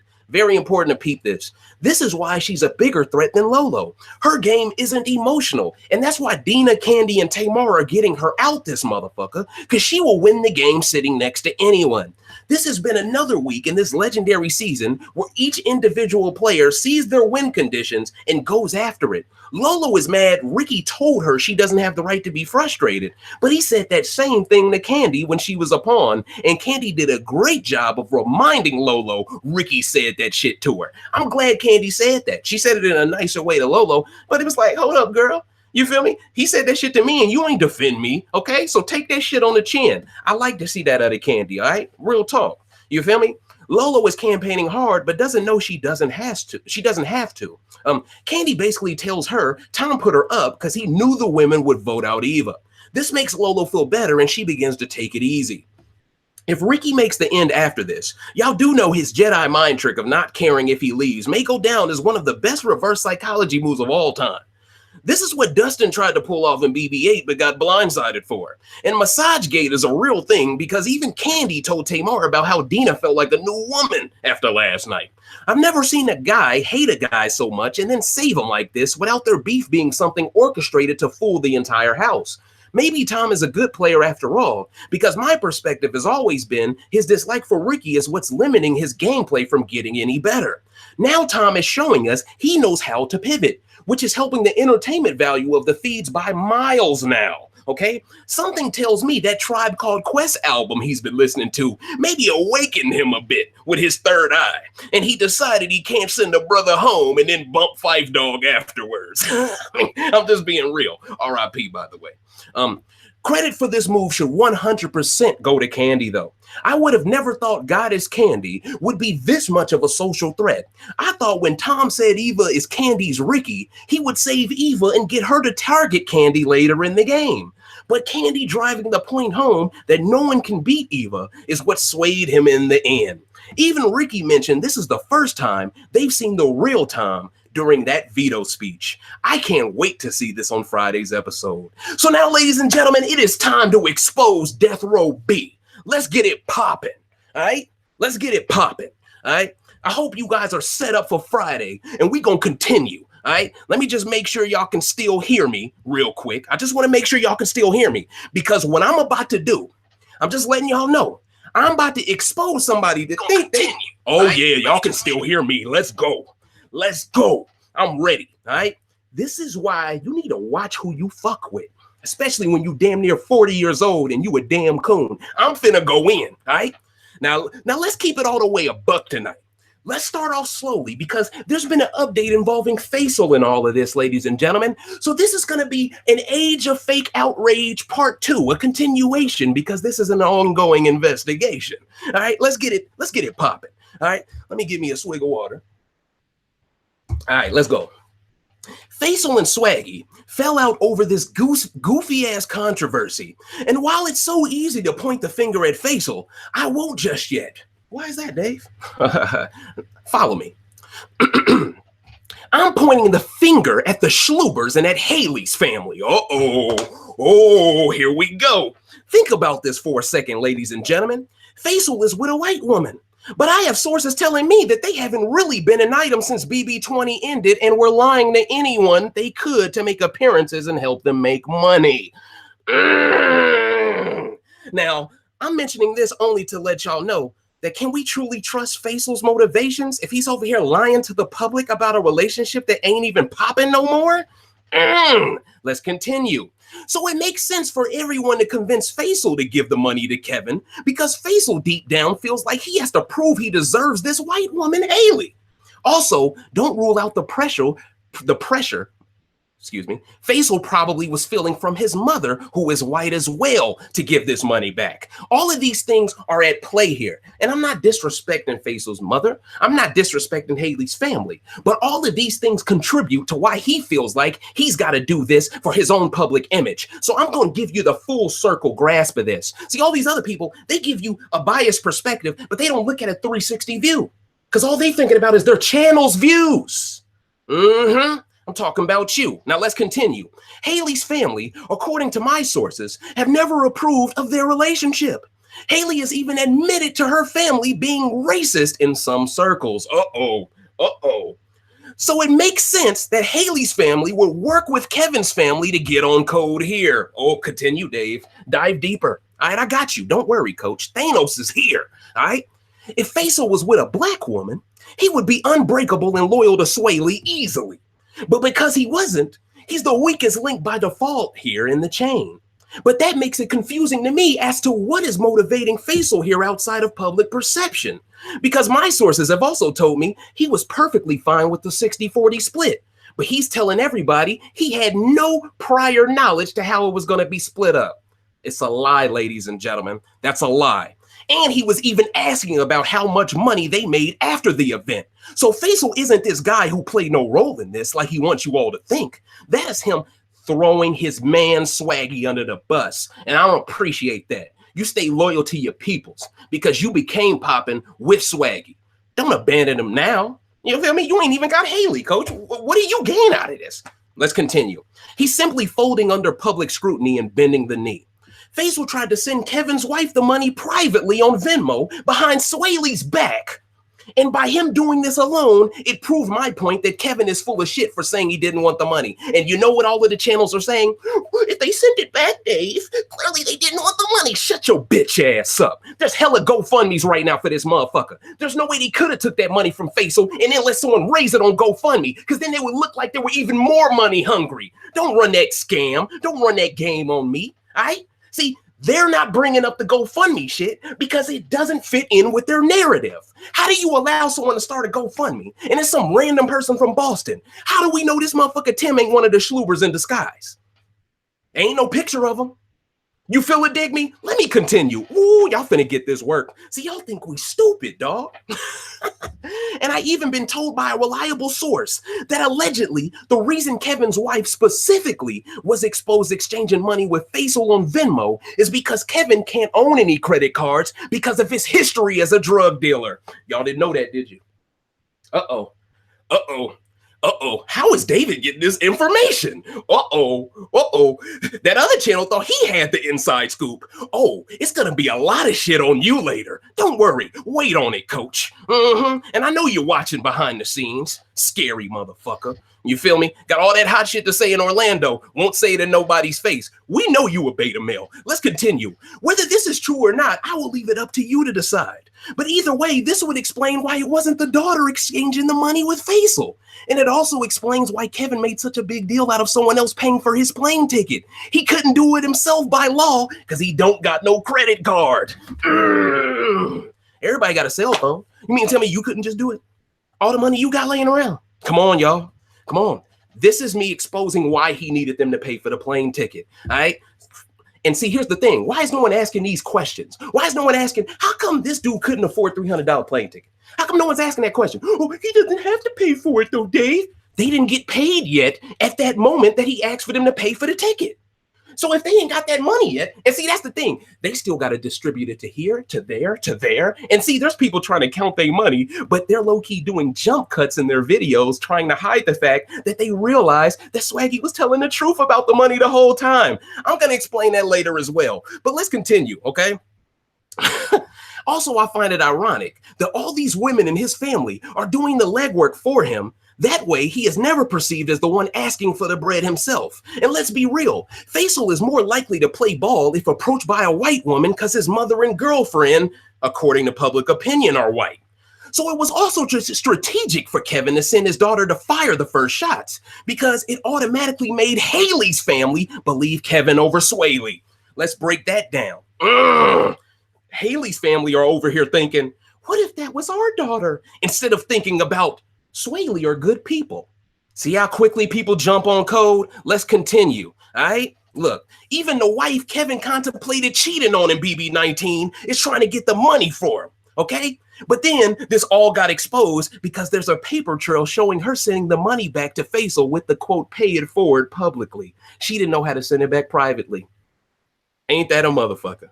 See, and I guarantee you, they probably went out of their way to send it publicly to show them sending it back, to act like, see, we didn't want it.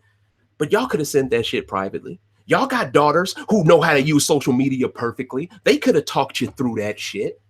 But y'all wanted the world to see you giving it back to keep everybody off the scent of these GoFundMe accounts that are sprouting about.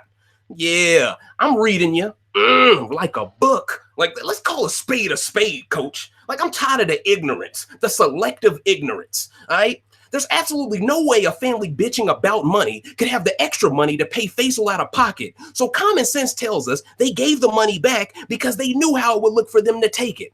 Also, there's been a GoFundMe created called Kev Strong. Them allowing this is a direct contradiction to what Kevin has been saying. See how fast white people jump on code to raise money for people that don't need it, but never do a damn thing for black folks? Not only this, but a GoFundMe page was started to raise $4 grand for Kevin by a white guy from Boston who's probably on code because he's from that city. And in the description, this Tim guy goes far as to say how selfless Kevin was in the game. If he was truly selfless, why did he let Dominique take the blame for the talk show? See, this is how I know the nigga who put that fucking description down didn't even watch his season. He's jumping on code, which makes me think he's one of the schloopers. And did you also peep how they got the cancer wrong? They called it pancreatic cancer when it was prostate. Hey, this could also be a game by the schloopers as well to take people off the scent to it being really them, because how could someone who's related to Kevin get the type of cancer wrong? See, don't fall for none of this. Some of this is bait and switch. Like, let's just call a spade a spade. Now, let's continue, all right? See, for all we know, this guy Tim, like I said, could be anyone. How else could he raise $280 so quickly? But to be fair, the level of fake outrage, you would have thought y'all would have made that $4 grand up in 20 minutes. That just goes to show y'all broke and mad. But let's continue. Oh, shit. They're getting destroyed. But that shows you how powerful the code is with white folks. This guy claims to be a super fan of Kevin's, but he thought it was pancreatic cancer over prostate. This error could be by design to throw people off the scent of the schloopers running the account. I'm very skeptical by this, but the account's existence is enough to prove my point that Kevin was lying about not wanting the money again. Now Kevin doesn't have credibility because he fell for the exact trap I told y'all he would in the last rant. And this also makes Kevin's wife look bad because she was willing to take that money from Faisal, knowing there was a Cash Strong page that went up the same day, meaning they would run away with $6 grand and not give the $2 grand back if they had it their way. Okay, so they almost ran away with $6 grand in all of this. But by showing them giving it back publicly, the $2 grand, now they're just settling for the $4 they were owed. This is a con game, ladies and gentlemen. All right. Also, let's not rule out there being multiple GoFundMes for Kevin all at once raising money at the same time. Because in theory, he can make more money than the entire overhead of the event off 5 GoFundMe pages alone. Oh, shit. And anyone who assumes a street guy wouldn't take free money is also being intellectually dishonest, ladies and gentlemen. A street dude will do anything to get over if he thinks he's found a mark. Okay, so once again, Swaggy being black is the only thing that makes him seem untrustworthy in this conversation, while Kevin has plenty of things that get canceled out by him just being white. Either way, we need to pay close attention to these GoFundMe pages and make sure only one is happening at a time, because the minute a second one is found, Swaley are officially off the hook 100%. Now let's continue. There's this fuckboy channel on YouTube that many of you may or may not frequent that is currently partaking in cooning to get views. This guy is more passionate about bashing black folks than he has ever been about talking the game. Let's talk that hot shit, Dave. Let's talk it. Since RBR doesn't believe in giving people free publicity, I'm going to refer to this channel as Death Row B. This channel got the most views they ever got in one day from any video that he's ever made, all because this person is butthurt about Swaggy not fucking with him. Let's call a spade. See, this channel is what you would call a groupie channel, ladies and gentlemen. Understand, this guy can't get views unless he's throwing black people under the bus because his strategic knowledge of the game is mediocre at best. Ooh, that's facts though. I'd argue that's why he spends 20 minutes of all of his intros playing a whack-ass rap song on repeat, because he ain't got shit to talk about. Facts exposed. Now let's continue again. All right, understand, this guy can't get views unless he's throwing black people under the bus. Hold on, my stuff just tweaked for a second. Y'all heard that little thing trying to record my voice? My bad. Now, like I said, this dude don't have strategic knowledge of the game. I'd argue he's being manipulated by white folks just as much as Faisal is right now, but he don't see it. Difference is, Faisal is being pressed by in-laws, while this channel just has a personal problem with Swaley and uses this hate to justify him cooning on YouTube. Let's talk about it. Let's talk about it. This guy, Death Row, spends 5 minutes, sometimes up to 20 minutes, wasting time on the algorithm playing a garbage rap song, which, if you listen carefully, has a Swaggy diss in it. But the same song gives props to Tyler in it.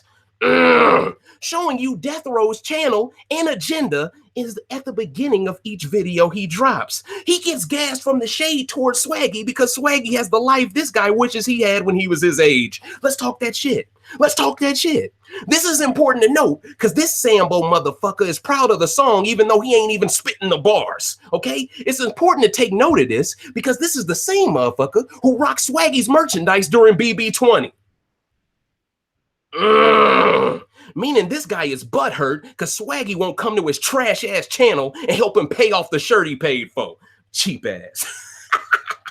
What you thought? He would rock your merch because you rocked his? It's levels to this shit, bro. Not gonna be able to do it. You feel me? I could never rock somebody's merch, then act like I never fuck with them because they didn't give my channel some love one day. You feel me? But this channel holds grudges over shit like this. Ain't this dude like 40 or something? Why he need the acknowledgement of a 23-year-old in the first place? See, you a weirdo low-key. You feel it, dig me? The deeper I go into this rabbit hole, the more goofy you come off. Also, Kevin came on his trash channel a couple of times. So this guy is clearly biased based on who shows his channel love and who doesn't. Not the subject of cancer or the money. He lacks credibility just like Kevin. And he's too stupid to realize that the same white folks giving him likes and views on this Swaley hate are the same ones that don't give a fuck about black people, which includes your dumb ass. Dumbass. He is the Big Brother community's Terry Crews right now. And he don't even know it. Quick to be mad at a black person, but nobody white ever gets the smoke from him, even if said white folks are holding his nuts for him. Facts. Kevin would be the Liam Neeson that gets defended by Terry Crews, meaning this guy has self-hate deep inside of him that he is trying to hide. Let's peep game, ladies and gentlemen. Ooh, you gonna get ethered tonight. See, you're trying to copy my rant style by shitting on Swaley, and you made a huge mistake copying my style, my format. You can never be me, and I'm gonna prove it, because I'm gonna show everyone the real you, and let's see if all those white subs stick by you after this. Ooh, you fucked up. Now I know what the straw man's argument will be here. Dave, how can you call out a black channel for calling out another black channel, but say only that black channel is cooning? It's because I see the difference in calling people out because it's the right thing to do and calling people out for the damn bag. That's the difference. This guy is dog whistling to get some nigga trinket from Kevin's family because even he knows Kevin's family got plenty of money. So what you even fighting this battle for when you know they got hella bread? See? Because you want the hella bread. You want the hella clout. That's what this is all about. You want the power vacuum that Swaley will leave if you bring them down. And I just rhymed on accident. Boy, I'm talking it. Let's go. This was a chess move so he could keep the door open to interviewing not just Kevin, but other white alumni. Because black alumni don't fuck with you. Boy. Go to this guy's channel right now. Show me a black alumni that ever rocked with his corny ass. Show me one. The only person he could get to speak to him from the hive was Rockstar, okay? And this is no way of me throwing shade at Rockstar, but it's me showing y'all that this guy ain't verified by the black social media community. And Rockstar don't even rock with dude ass no more because he be talking sideways about her people Swaley. So he is out here burning bridges with people who came on his channel just to keep being petty with the ones that didn't. Have I said one thing that's false yet? See, I'm not taking a video that I ripped because I was hoping someone took it down, and I'm not stretching out 3 videos 6 hours long combined just to get money in the algorithm off of it. I'm talking about you, nigga. Like, let's keep going, man. I'm gonna try my best not to say the N-word because I'm talking to you. I'm loaded Lux right now. I'm talking to your soul, Calico. You feel me? Let's go. Also, have you noticed how hard he is on black women, but not on white women? Ooh, let's go there. Let's go there. This would explain why he called Bailey out of her name during a Twitch stream. He called her a dirty bitch and a whore to be exact. All right? So I need all of y'all to get on code and bombard him for this. And if you need the link, I can provide it, coach. Don't worry. I got the receipts, coach. See, he don't know. He dealing with the greatest investigator in Big Brother community history, boy.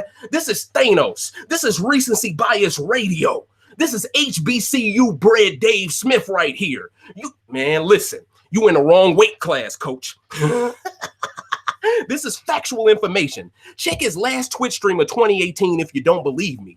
Men who have no respect for their women are scum in my opinion. But this guy would never call a white woman out of her name on his stream, no. Unless it's like the easy targets like maybe Raven from BB19 or something. He don't come hard at nobody unless the entire world is coming at him first. He's a pussy, y'all. He's a pussy. That's just what it is, all right? And mind you, this nigga damn near 40 and he this cowardice, dog. You feel me? Like real talk. Let's call a spade tonight. Bro, listen, man. Okay, bet this guy would never call a white woman out of her name, though, especially now after selling out to throw Swaley under the bus, because he can't afford to literally and figuratively do it. Once you start cooning, you got to keep cooning. So that also explains the psychologic That also explains the psychology. I'm sorry, ladies and gentlemen, I'm moving at a fast pace right now. Behind why he's selling out a black couple to cross over into the white lexicon. It's his only ticket to blow up his channel, ladies and gentlemen. Pay attention. He can't do it off talent. The majority of his videos have less than 300 views. Facts. These aren't lies. Then upon further investigation, I found out that this goofball was banned from the charity event itself and was across the street looking salty the whole time. Looking like Stoop Kid from Hey Arnold with your goof ass. He thought shit was sweet. So now the vendetta against Swaggy makes much more sense because this motherfucker went through all the trouble of getting there only to not get in there. Oh, he's butthurt. But this beckons another question. How did this guy get text message from the film crew to Swaggy if he wasn't inside the event? Sounds like an inside job now, doesn't it? And this guy planting the seeds that the event would go wrong prior to him ever being kept from the event shows morally he ain't shit because he went out of his way to hope a charity cancer event went wrong just to benefit his channel and personal vendetta. You see how I broke that down? If you're wishing for a cancer event to go wrong, you are wishing for Kevin not to get his money too, dumbass. Bro, he's getting exposed tonight. He saw more to gain from it failing than succeeding because of his own self-hate. Man, it's like from the start, somebody was working to frame Swaley at the event. Who else could it have been besides Kevin? Nobody else has an established relationship with this guy. And I can see the film crew first giving said text to Kevin with the threat looming of litigation. And him then forwarding it to the guy to help Kevin's agenda to be bought, my apologies, by some black people. When you really break this down, Kevin is conducting himself like a godfather, and everyone else is doing what he says to fulfill his agenda. This guy is the last motherfucker that needs to be putting hashtag long con game on anything when he's the motherfucker aiding and abetting an ex-con himself. Go deeper, Dave. Woo! He picked it with the wrong one. But let's get back to the street aspect of all of this. Oh yeah, let's get back to that. Because you talking like you a tough guy when we all know you ain't gonna throw a damn thing but a fit. But a tantrum. What type of motherfucker goes to an event of someone they don't like? His excuse is, I was supporting Kevin. But you could have done that from home. Nah, B. You wanted to network with the people at the event to build your brand and use Kevin as the conduit to speed up the process of you crossing over to a white fan base, but it didn't go how you thought it would. Let's keep it real. Let's talk about it. That would have given you instant clout, but Swaggy's people could smell the bitch in you, so they didn't let you inside, did they? And just like a beta male, instead of talking that hot shit after the event in Swaggy's face, he stands across the street like a pussy and records himself saying, fuck the hive. Mind you, this guy's 40 years old, y'all. Even for a 15-year-old, that looks goofy. You're 40. You have a child. Why are you saying fuck, insert these 22 and 23-year-old young people? And your subs don't check you for this? Your subs think this is cool? Man, you're an embarrassment to the black community. I'm just gonna let you know. You're an embarrassment. It's crazy. I'm 9 years younger than you, and I'm talking down to you like you a little nigga. Like, let's call a spade tonight. What did you gain from this besides showing the world you are an immature, scorned male groupie gone bad? And why is it fuck Rockstar now? Only because she sided with her friend over you, a motherfucker she don't even really know. Why are you so entitled? It seems like you're overcompensating for a small pain ass. Michael from BB6. You see that? That's strategic acumen on the fly, coach. Let's continue. This guy is Tom Green to Swaggy's Ricky Williams. But now that Tom Green saved Ricky Williams, I guess I'll have to change this eventually. But for this, it'll work. He talks that hot shit when Swaggy ain't around, then curls into his ball and crosses the street when Swaggy is in the same city. He doesn't keep the same energy. And that's why this episode, ladies and gentlemen, is entitled Keep That Same Energy. Ding! And wait until y'all see this thumbnail. Oh, it's going to back up everything I say further. He doesn't keep the same energy. And for a guy as old as he is, that tells me he was even more of a beta male when he was Swaggy's age. Ooh, so understand, this is also a jealous obsession, ladies and gentlemen. And for him to have the video ready for Cancer Awareness Day, then have a supercut ready of his most successful video the day after, then makes an actual part 2 video with no new evidence except Kevin sending in statements. Kevin doing that only prove they were working together from the start to get the cash. And this also proves he wanted 3 times the views for one video's worth of content. Oh, we breaking him down. He's trying to stretch out his content because he knows this is the only thing that makes people come to his channel. And he's stealing my rant format to do it, to bash black people. He gotta get shitted on, okay? This is what people do when their only chance at relevance is being the house slave. Let's talk about it. Let's talk about it. He claims it's a condensed video, but it's only 20 minutes shorter and still over 2 hours long. That ain't condensed. That's what we call clickbait on YouTube, coach. And that's why nobody's checking for that other video, because it's the same fucking video. He wants that power vacuum of clout in the black community that he hopes Swaley will leave after he tarnishes their reputation. He could care less about being this social justice warrior, because an SJW wouldn't include a man's wifey in on a beef between men. Let's talk about it. Let's talk about it. A beef more on his mind than Swaggy's, by the way. Swaggy is living his best life while this guy is miserable, scheming on ways to ruin his post-Big Brother career. And what are the odds he drops a Swaggy expose party video as Kevin's daughter is tweeting? And while people on Twitter needed answers, the timing was too perfect for this not to be a planned smear campaign, ladies and gentlemen, as a complete unit. Let's dive deeper. This is the guy who has already spoken into existence that he hopes Swaggy ends up broke and has to run to him to rebrand his reputation. This is important to mention, and this is very important context to provide because it explains the motive behind why this guy wants to be the one to ruin Swaggy himself. He wants Swaggy on his channel so bad, he's decided to diss him over and over again to get his attention. Because like I said, Swaggy had the most popularity and Swaley had the most popularity coming out of BB20, meaning he probably settled for Rockstar and thought he did her a favor by giving her an interview. So this guy took exception to her defending Swaley because, like Kevin, this dumbass thinks people owe him when they don't. Oh, ooh, more facts. More facts. This guy Death Row even admitted on Twitch he was scared to meet Swaggy in person before the event. Bitch made. But anyway, but then tried to walk it back by saying he hopes Swaggy doesn't act Hollywood. Oh, I'm gonna flip that Hollywood line on you so quickly. You know, this is how you can tell who really could write music and who can't, the way I put this together. This is important to take note of for later when I mention what he plans to say to Swaggy in Vegas this year. You know how, like, after each Big Brother season, every standard Big Brother season that happens from July to August or July to September, whatever, you know how they do this big trip to Vegas to let them, like, you know, like unwind and let their hair down and you know, get all of that shit out of their system and just enjoy each other and stuff like that. Well, I'm mentioning this because there's something that I'm gonna mention later that he says he plans to do if Swaggy approaches him in Vegas this year. And I guarantee you he won't do a damn thing, but I tell y'all one thing, I want to go to Vegas this year. I want to go to Vegas this year because he ain't finna do a damn thing, all right? And see, what he doesn't understand is the black alumni, they rock with Swaley. They don't fuck with you. So what you think you gonna do? Show up to Vegas and say whatever you want and we just gonna let it ride? You think we gonna let you in the same area? Like, bro, you think you more poppin' than you are, B.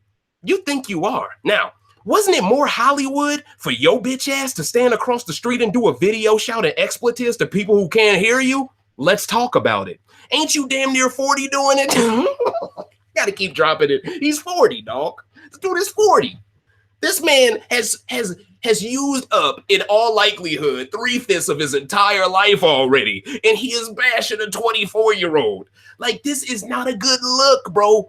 This dude has lived 33% longer on this earth than Swaggy has, and I'd argue Swaggy is in a better financial position than this guy will ever be. And I'll explain why. Because I'm gonna expose something else about him, all right?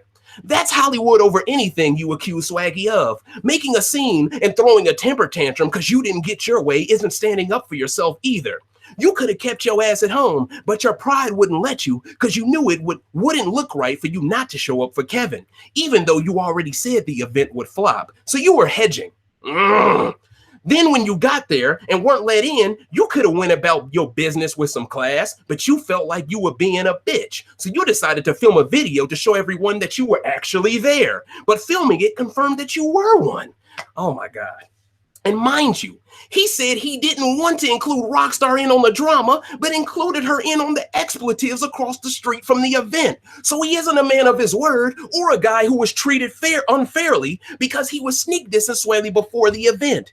And what type of 36-year-old man says fuck an alliance that has 3 women in it anyway?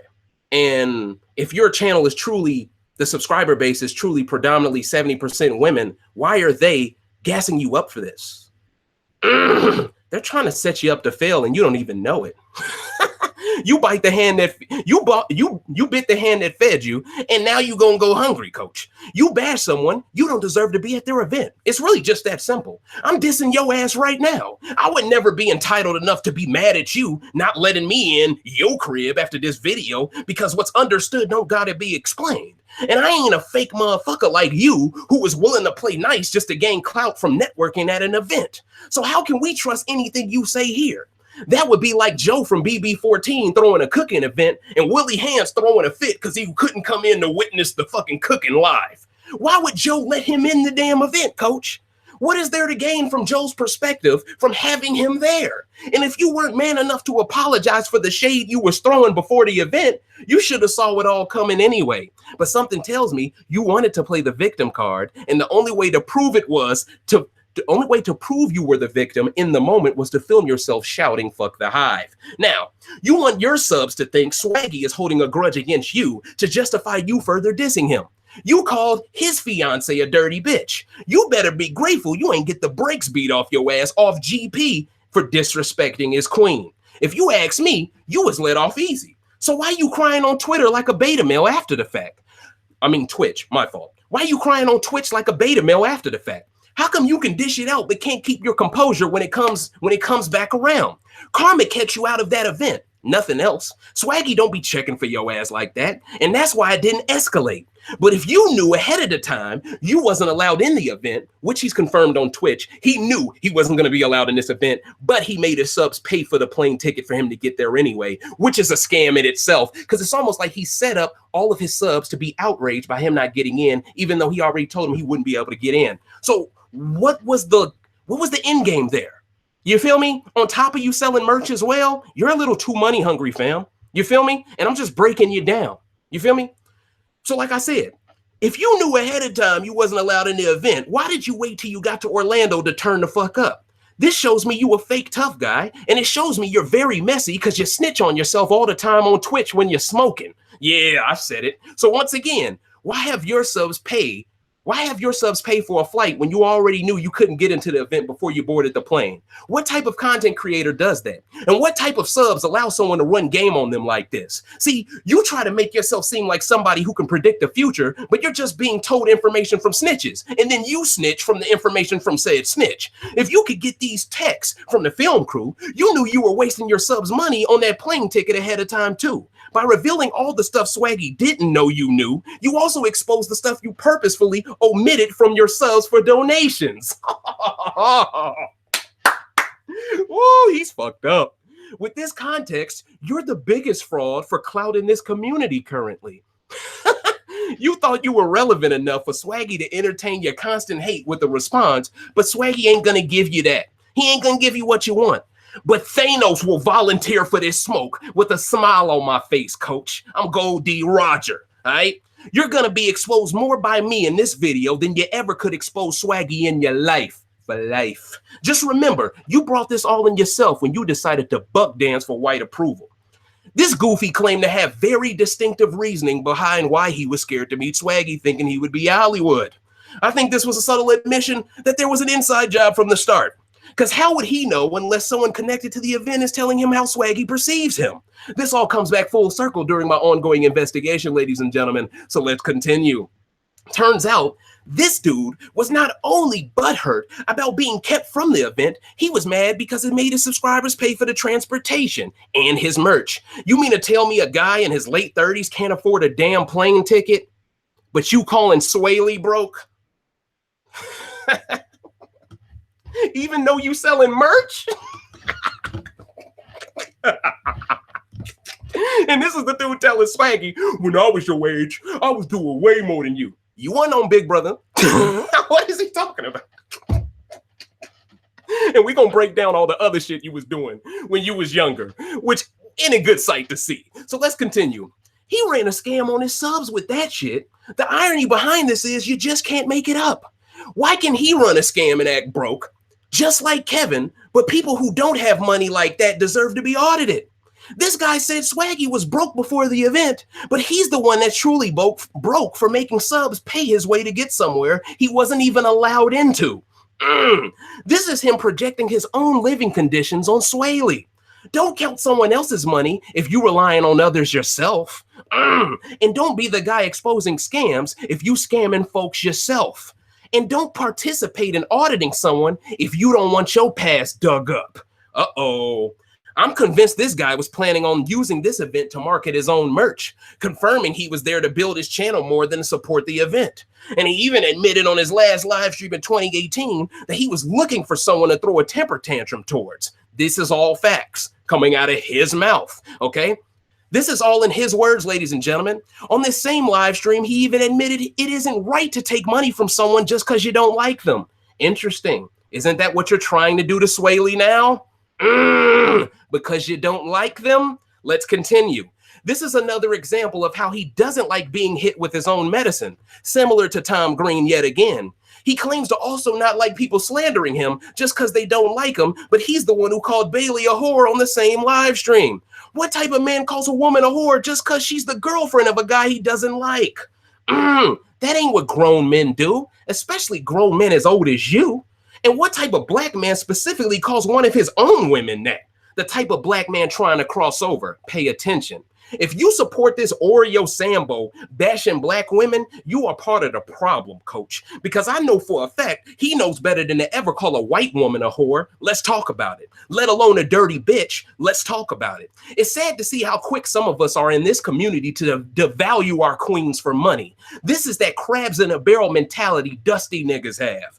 The only two people who were banned from this event were this goofball and Gina Marie. So this guy is low-key butthurt because he was put in timeout on some Rugrat shit with a racist, making him appear racist by association. And now that we know about his self-hate because of this investigation, it all comes back full circle. At least Gina Marie was smart enough not to fly to Orlando like your dumb ass did. And she is nowhere near the sharpest tool in the shed. This dude Death Row legit got some Uncle Ruckus to him. He mentioned in the stream that he doesn't fuck with many black people because black people are somehow responsible for him having lost custody of his child. This is a dangerous mentality to have, ladies and gentlemen, because after doing some digging, I found out that this guy is in the system in the state of Indiana as a felon. He's a felon. Surely a felon wouldn't have all this hot shit to say about someone who isn't one. Oh my God, this guy thought he could expose someone else's skeletons when this is in his past? No way. Yes. And trust me, the thumbnail will be more than enough proof to provide to let you all know that I'm right about this. The guy that you all are listening to bashing black people is a felon, ladies and gentlemen. And guess what he was a felon for? Theft. Fraud. So how the hell are you the guy who's going to call out another guy for running a scam when you're already in the system with paperwork for yourself being a fraud? Ooh, you picked it with the wrong couple, dog. Bro, you might not come back from this, bro. This is my back-to-back Drake moment. I mean, seriously, it got the drink in me going back to back. Now let's kick it. Let's keep it pushing. All right. I'm sure that played a role in your custody battle, you being a felon, but instead you're blaming black people for this and not yourself, which is once again being intellectually dishonest to your subscriber base. Now, I'm willing to bet that you've told some of them about it, most likely your Twitch fan base, because you probably hide it from YouTube, because you want all of those YouTube people that you actually get real money from. You probably want them to think the best of you. But after they find out that you're a felon, how are they going to perceive everything you have to say? Doesn't that make your credibility in question? Doesn't that bring it to question? Doesn't that mean you are the wrong messenger for this message? And doesn't that also mean that everything you say from this point further shouldn't hold any weight? But you mad at Swaggy, though. I think you need to focus on getting your own life together. This beckons another question, though. Who gets mad about not attending an event if they already said the event would flop? That don't make sense. And if you truly thought it would flop, why would you have your... Hold up. Did I miss my spot? Oh, no. This is the same spot. Okay. That's a direct contradiction. And frankly, I'm disappointed your subs were this gullible and naive in the first place. But knowing you convinced them to pay for that flight so you could support Kevin, not market yourself and your channel, even though we both know what your agenda was. Let's be real. If I think the Super Bowl is going to be trash, I'm not going to watch it, let alone have my subscribers pay for the ticket to go to it when I know I've been throwing shade at Roger Goodell. See, the more I bring up these examples, the more it makes him look like he has an obsession with Swaggy. This only makes sense if he cares more about money than anything else, and he does, making him the worst possible person to try to expose Swaley, because now he's being exposed as the fuckboy he is. He doesn't even practice what he preaches, but do his own subs hold him accountable? Nope. Because they still buy the bullshit and they like the fact that he's cooning. Remember what I said about him admitting to being scared to meet Swaggy? This guy on a different stream said when he sees Swaley in Vegas, he plans to call Bailey a dirty bitch and tell Swaggy to get the fuck out of his face. Okay, now let me ask y'all this in the live chat real quick. Do you believe he'll keep that same energy in Vegas? No, I agree.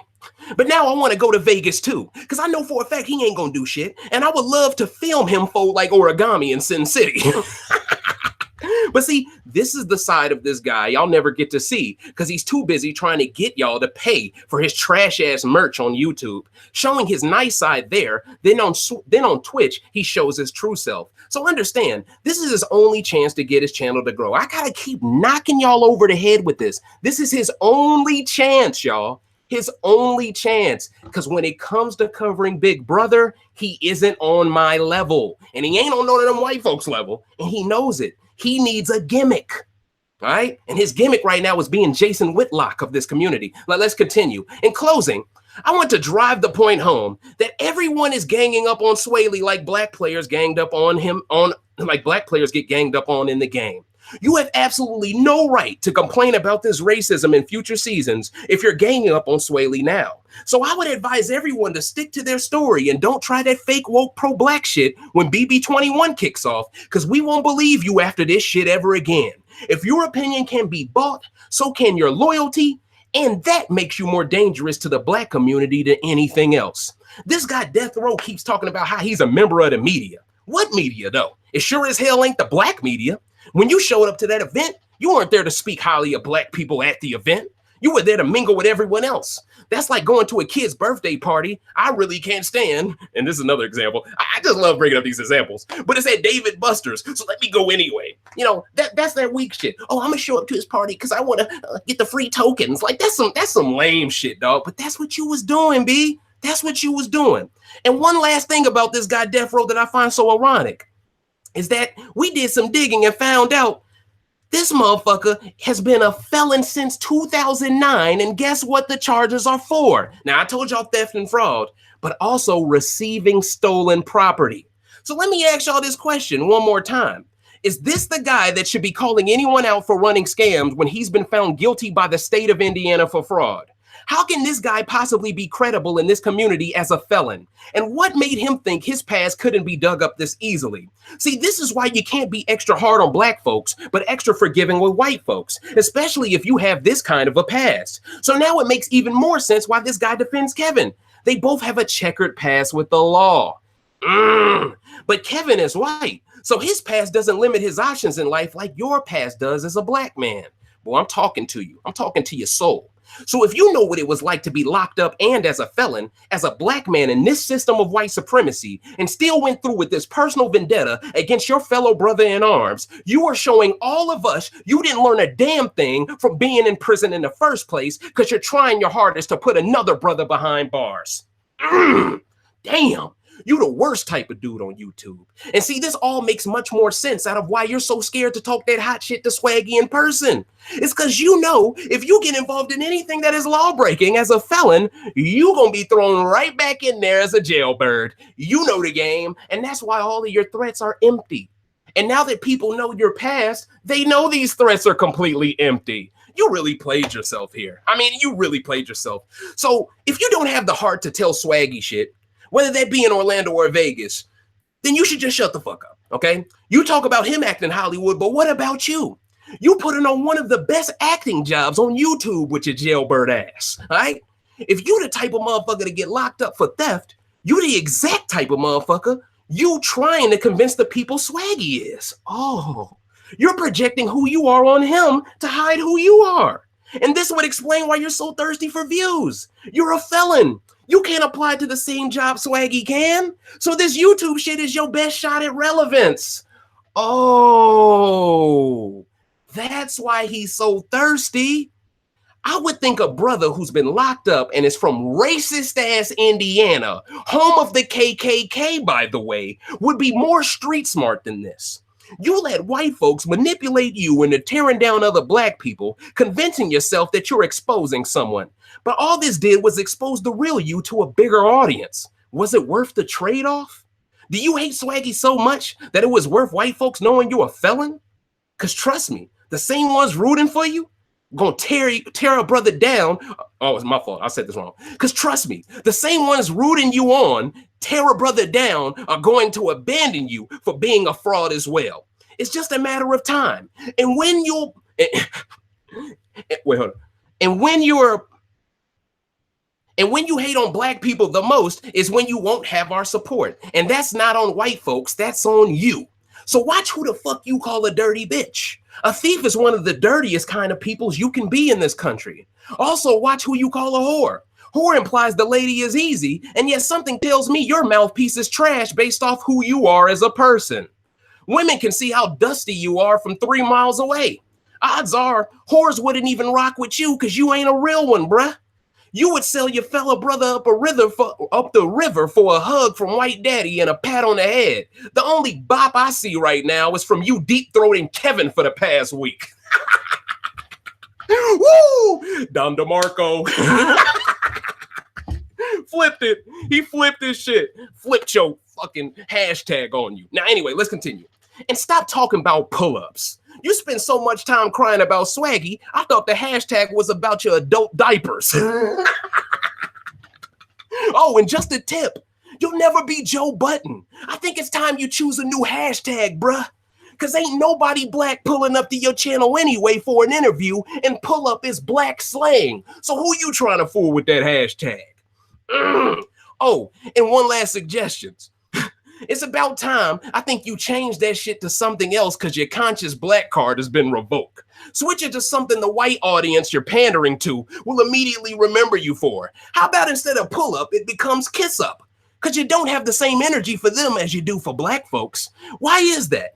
It's because your self-hate makes it impossible for you to empathize with the black man who are succeeding in life. But at the same time, you want us to believe you can empathize more with a middle-aged white man from Boston? Huh? Bro, you're not making no sense. I call bullshit. You're fighting your true nature for views and clout. The only way you could possibly relate to Kevin Moore is because of your felony. That's the only thing that makes sense, because outside of trouble with the law, you have absolutely nothing in common with Kevin. You are from 2 different worlds, and that's why you're a disappointment. Don't throw stones if you're in a glass house, and don't step into the hot box with them hot takes if you can't take the smoke. Facts. With this context, I know you are doing this for the bread, all right? But you think you better than him and Bailey? What even gives you the right to expose anybody with a past like yours? You trying to drag people down with you because your options are limited in life? Let's keep it a buck right now. You are on public record as a felon, but still tried to tarnish another black man's legacy. Where I'm from, we call that snitching, singing, or whistling. Your channel is so focused on Swaggy, it's almost like you think you'll get your fucking record expunged if you throw someone else black in the system. Oh, it does feel like that though. If my past was as bad as yours, I'm gonna be honest, a Big Brother-centric channel would be the last thing on my mind. Your priorities are all fucked up. You're filled with self-hate and you act like you had the answers when discussing other folks' lives, but your own life is in shambles. You don't have any credibility to speak on another man when your own judgment is this poor. The part 2 video added no new information. It was a blatant cash grab, and the only new information is a statement from Kevin. Well, several statements. More thirst for the clout. He even admitted he's been waiting for Swaggy to fuck up. What felon has enough time to wait on another man to make a mistake, though? How much time you got on your hands, bruh? Don't you got to get custody? Why you checking for what this dude doing? Y'all see the bullshit here? Boy. And I think that's why you're so thirsty to blow up this channel. You think the channel gonna lead to you making it so you can get the custody. It's not gonna work that way, bro. You really tweaking. You really tweaking right now. Now let's continue. Yep, we breaking him down. All right. He also claims his beef with Swaggy started because he wanted to defend Bailey. Oh, the same woman who's just a dirty bitch to you now in 2019? You never gave a fuck about her if you're willing to call her that now. If you ever did, how could you ever call a woman who had a miscarriage a whore? And if your fan base once again is 70% women, how can they possibly support a guy who calls a woman who had a miscarriage a dirty bitch whore? How can y'all defend this? Why are these women okay with your past as a felon and your rhetoric towards women? He says Swaggy should have never fucked with him. But after this rant, I think it will be the opposite. He claims by the age of 23, he did more than Swaggy did. Like what? Be a felon? Were you on national TV? Were you engaged to the first ever Black Miss Missouri? You have accomplished nothing compared to him, and you're delusional to think otherwise. He also says something very interesting. He said, you never should fuck with people. Well, now that your entire past of being a thief is exposed, I think it's safe to say if people value their belongings, they shouldn't hang around you for very long, should they? See, the more you try to imply Swaggy is a bad person by making one mistake, even though I don't think it was a mistake, I think it was just miscommunication, your one mistake looks worse by comparison with your own philosophy. And just because Kevin introduced you to other white alumni, don't mean you poppin'. The Black alumni still don't want you interviewing them. And that's why you make a big deal out of irrelevant white alumni like Adam from BB13. Because white people's approval means more to you than being 100 does. Ooh, this idiot even said Swaggy didn't keep it G. Keep it G? You the nigga that recorded yourself taking a shower after the fundraiser to show your subs you weren't affected by not being let in, even though the video of cussing said the opposite. This guy could never hope in his wildest dreams of debating me, whether that be about Big Brother, the conscious community, sports, anything. We could debate over cotton balls and I will run circles around you because you are outclassed, coach. You're an imposter. If he ain't bashing a black man, white folks ain't checking for him either. So it'll be very interesting to see how your channel dies, because I believe it's inevitable. Nothing you have ever said about Swaggy is worse than being charged as a felon with fraud and theft. Nothing. And you spent 2 hours asking rhetorical questions that you asked in the first video. You're running out of content, huh? You a 36-year-old loser talking down to a man who has spent 33% less time on this earth, but is more popping than you are with a third more time to figure life out. If you truly accomplished more than he did when you were 23, but were a felon since 2009, that means you became a felon at my age. 25 is when boys mentally grow into men. So you were on that childish shit when you were already fully developed as a man. Yet you hold Swaggy to a higher standard at 24 than you held yourself at 27. Oh, let's go. Boy, you getting bodied with straight logic tonight. I'm talking to your soul right now. Shang Tsung. You tried to count the money with a calculator to prove Swaggy was lying about it, but suspiciously, you edited out the rest of the calculation after reaching 11,000. That jump cut edit happened because the dude realized he was proving Swaggy was right. He can't have that, so he left that part out to leave the audience confused. Why was the entire video a normal stream, nice and concurrent, then all of a sudden when you start counting the purse, there's a quick little jump cut? Yeah, I peep game. So you think you slick, bro. You think you slick, dog. You ain't. Bro, you ain't. Why was the entire video a normal stream until you started counting the purse? It's because you full of shit and hid yourself figuring out Swaggy told the truth. Go and watch the video for yourself. It's about an hour and 20 minutes into it when it happens. Now, me personally, I don't want y'all to go to his video. I say fuck the dude's channel. But if you want to see him exposing himself with the jump cut, have at it. I don't really care. This one scene will show you all you need to know about this guy and his agenda. You've all been played and Swaley is innocent. You can only stretch out that one video from Swaggy's channel for so long before you look like you're reaching. And you're definitely reaching. And if his subs are so outraged by Swaggy, they are hypocrites if this information doesn't outrage them more. So we'll see who's fake outraged by this Swaggy shit by how they choose to defend this coon's past. See what I'm doing? See what I'm doing? I'm putting them in the same trap I put the Schlubers. Peep game. They're in a trap right now. They either have to unsub from them or they reveal their cards of not giving a fuck about people being thieves. But that goes back on their fake outrage of hating Swaley. So either way, they're going to show us they're full of shit, no matter what blue pill or red pill they choose. Now let's continue. He even says, "Come home, Bailey." He said this in a live stream, y'all. No. He said that on his new video. Let me take it back. He says, "Come home, Bailey," as if she would ever be attracted to you. She was a whore and a dirty bitch 2 months ago, but now you trying to holler at her? You a fucking cornball. So he isn't good enough. So she isn't good enough for Swaley, but a felon is good enough? No. So Swaggy isn't good enough for her, but a felon is good enough for her? You're not making any sense. And stop calling a white man your uncle. It ain't a good look for any black man to do, especially when I have sources that tell me Kevin uses the N-word recreationally all the time. Oh, there we go. Yep. Once you start letting a white dude say the N-word from Boston, oh, now you got a problem, because that's a morality question now. Okay. And I have great sources that tell me he uses it all the time, coach. So understand, this guy acts like he has all of these great, fantastic sources, but my sources are hitting him directly, talking about stuff that is factual with paperwork behind it. He's talking about hearsay and interpretation stuff, okay? I'm talking about stuff that is in the system, real paperwork, real state of Indiana, the people versus yo bum ass, all right? Would you call a white man from Indiana your uncle after he calls you a nigga, though? I rest my case. Just make sure you keep that same energy when white folks ask you about your history as a criminal. Be sure to be forthcoming about everything, since you think Swaggy should be right now. You should be holding yourself to a higher standard than a 24-year-old. If you have a girlfriend, she should come on home to me and stop fucking with your lame ass, because using your logic, because you're 36 and the only time you're passionate about your channel is when you're dissing a black man who isn't even 25. Imagine if somebody 36 dissed you when you broke the law at 27. Would you listen to them then? Probably not.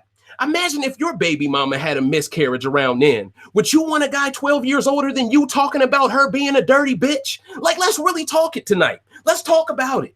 See, when we talk about you and yours, now all of a sudden, oh no, that's off limits. But you doing the same shit, bitch. Like, let's call it what it is, bro. Yeah, you crossed the line here. Okay, but you become so blinded, you forgot there was a line to cross. You admitting to wanting Bailey further put a nail in your coffin because it exposed another facet of your agenda.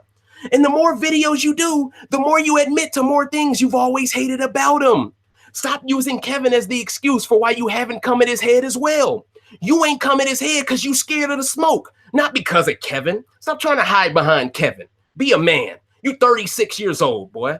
You a 40, no, I ain't gonna say that. But at the end of the day, bro, be a man. Stand on your 10 toes, man. You out here trying to hide behind, Kevin, he was the one that kept me. Shut your dumb ass up, man. Like, I hate it when people act like they want to smoke. Then say, I would have been there if it was. Come on, bro. You sound dumb. But to try to get in between black love while calling a white man your uncle who tried to cheat on his wife on BB19, and yet you speak of him like his shit doesn't stink and only mention Swaggy being a bad significant other, shows you aren't consistent with your criticism in the slightest. Oh, and frankly, you could never get a woman on Bailey's level in your life because you come with too much baggage as a man. Let's talk that hot shit tonight. You lack originality, and you should thank channels like mine for influencing channels like yours to exist. I remember when your channel was on life support, and you needed that other guy who copies me as well, by the way, to give you shout outs to blow up your channel. Ever since your channel blew up, you ain't giving him a shout out since. I peep game on that too. You fake. You really fake. And I wonder if that other guy notices it. I wonder if he does. He probably ain't gonna speak on it, but I bet you he notices it. You don't even shout him out no more. Showing him and other content creators how selfish you are. You want the cosign, but you don't voluntarily give the cosign back. And I can't stress this enough. You used to rock Swaggy's clothes, man. You went from the highest level of dick riding possible to the lowest level of player hating in a matter of 6 months. You played yourself, dog. And let's be real. You bought Swaggy's gear to get him on your channel, and it still didn't get him for an interview because black people just don't like you. You damn near 40. Stop trying to hit on women in their early 20s like Bailey and get you a mature woman your age that can grow you up a bit. Ooh, I'm talking down to you, bruh. This is crazy, bro. You old enough to be my oldest brother, bruh. So know this. I was put on game by a lot of men growing up. And I know a bitch dude when I see one. And I know a dude that's a follower when I see one. That's who you are, bro. You a follower. That's just what it is, right? And we need more leaders in this community to call out followers like you and put an end to that beta male shit, all right? I hope you keep that same energy in Vegas. And I hope you have the heart to say fuck the hive when the hive can hear you this time. Sometimes something tells me you won't, though. You ain't a voice for the black community because you're not somebody any black kid should look up to. Let's talk about it. You know better than a rapper past his prime calling the next generation trash just because they popping and you ain't. Let's talk about it. I see through your fake tough guy act too. The dude who talks the most about what he's gonna do in person usually is the dude with no hands. You keep trying to copy my rant style because you see I'm the people's champion. If you smell, you feel it, dig me? You see it. You are a parasite to this community. And I'm willing to bet the crime you committed, that felony, was against a black man too. Because that's who you are. A man that steals from people that look like you, that could never keep that same energy to steal from a white man the same way. I don't know who gassed you up. I don't know who you got snitching for you, so you can do the snitching on YouTube. But the beauty in not knowing any of that information is also the beauty in you not knowing how I gathered this. Are you sure your friends are really your friends? Are you sure your subs will have your back once they find out you committed a worse crime than you're accusing Swaley of? When people look at your paperwork, they see an immature 27-year-old. Let's talk about it. When people look at me, they see a mature 27-year-old. Let's talk about it. So I'm the perfect person to expose you ain't shit and ain't never been bout shit, especially if you from the home of the KKK and still kiss racist enabling white folks' ass. Let's talk about it. Let's call a spade here. Most ex-cons I know that have been locked up try to teach the younger brothers the game, the ism, so they avoid fed time. They don't work their hardest to put a brother behind bars just to grow a YouTube channel. And they definitely don't blame black people for why they don't have custody of their kids, knowing damn well they have a felony on their record that was probably committed against black folks. You're disgusting, dog. Like, let this be a lesson to any future black YouTube channels covering Big Brother to stay in your damn lane. Thanos has it. This rant style, I coined it. I made it my own. Stick to what you are and who you are. Stop trying to be me for views. Be yourself, okay? Because you can't debate at all. You need 35 different music in the background. You got to take 20 breaks. You can never do an entire rant for 2 hours straight like I'm doing right now. You can never do it because you need to do all this extra shit to stall for time because you don't have that much information to talk about. Let's just call a spade, okay? Man, but yes, let's finish this off. Let's finish him off. This is the flawless victory stage. So yeah, let this be a lesson to any future black YouTube channel covering Big Brother to stay in your damn lane because the skeletons in your closet just might wipe out all the good faith you built up buck dancing for white folks. I'm just shocked you would be dumb enough to turn on a black audience when we all know your ex-con ass. Well, no, my fault. Let me say that back. Yeah, some of this stuff I was typing fast. I'm just shocked you would be dumb enough to turn on a black audience when we all know your ex-con ass got a whole bunch of stuff against you with paperwork. How somebody 9 years younger than you more woke than you, bruh? I'm 9 years younger than you. And I'm more of a man than you ever could be. That's crazy, dog. You in a sunken place, death row, and I'm the one scalding with the tea. So in closing, all of this still isn't going to distract us from celebrity Big Brother being dominated by black people. No matter how hard all of y'all different channels try with your smoke screen of Sambos with white folks on code. This season is still great and y'all still salty because it isn't whitewashed, but we still loving it. So ladies and gentlemen, I hope you enjoyed the 12th rant. Keep that same energy. The death row exposed party, ladies and gentlemen. I provided plenty of receipts here.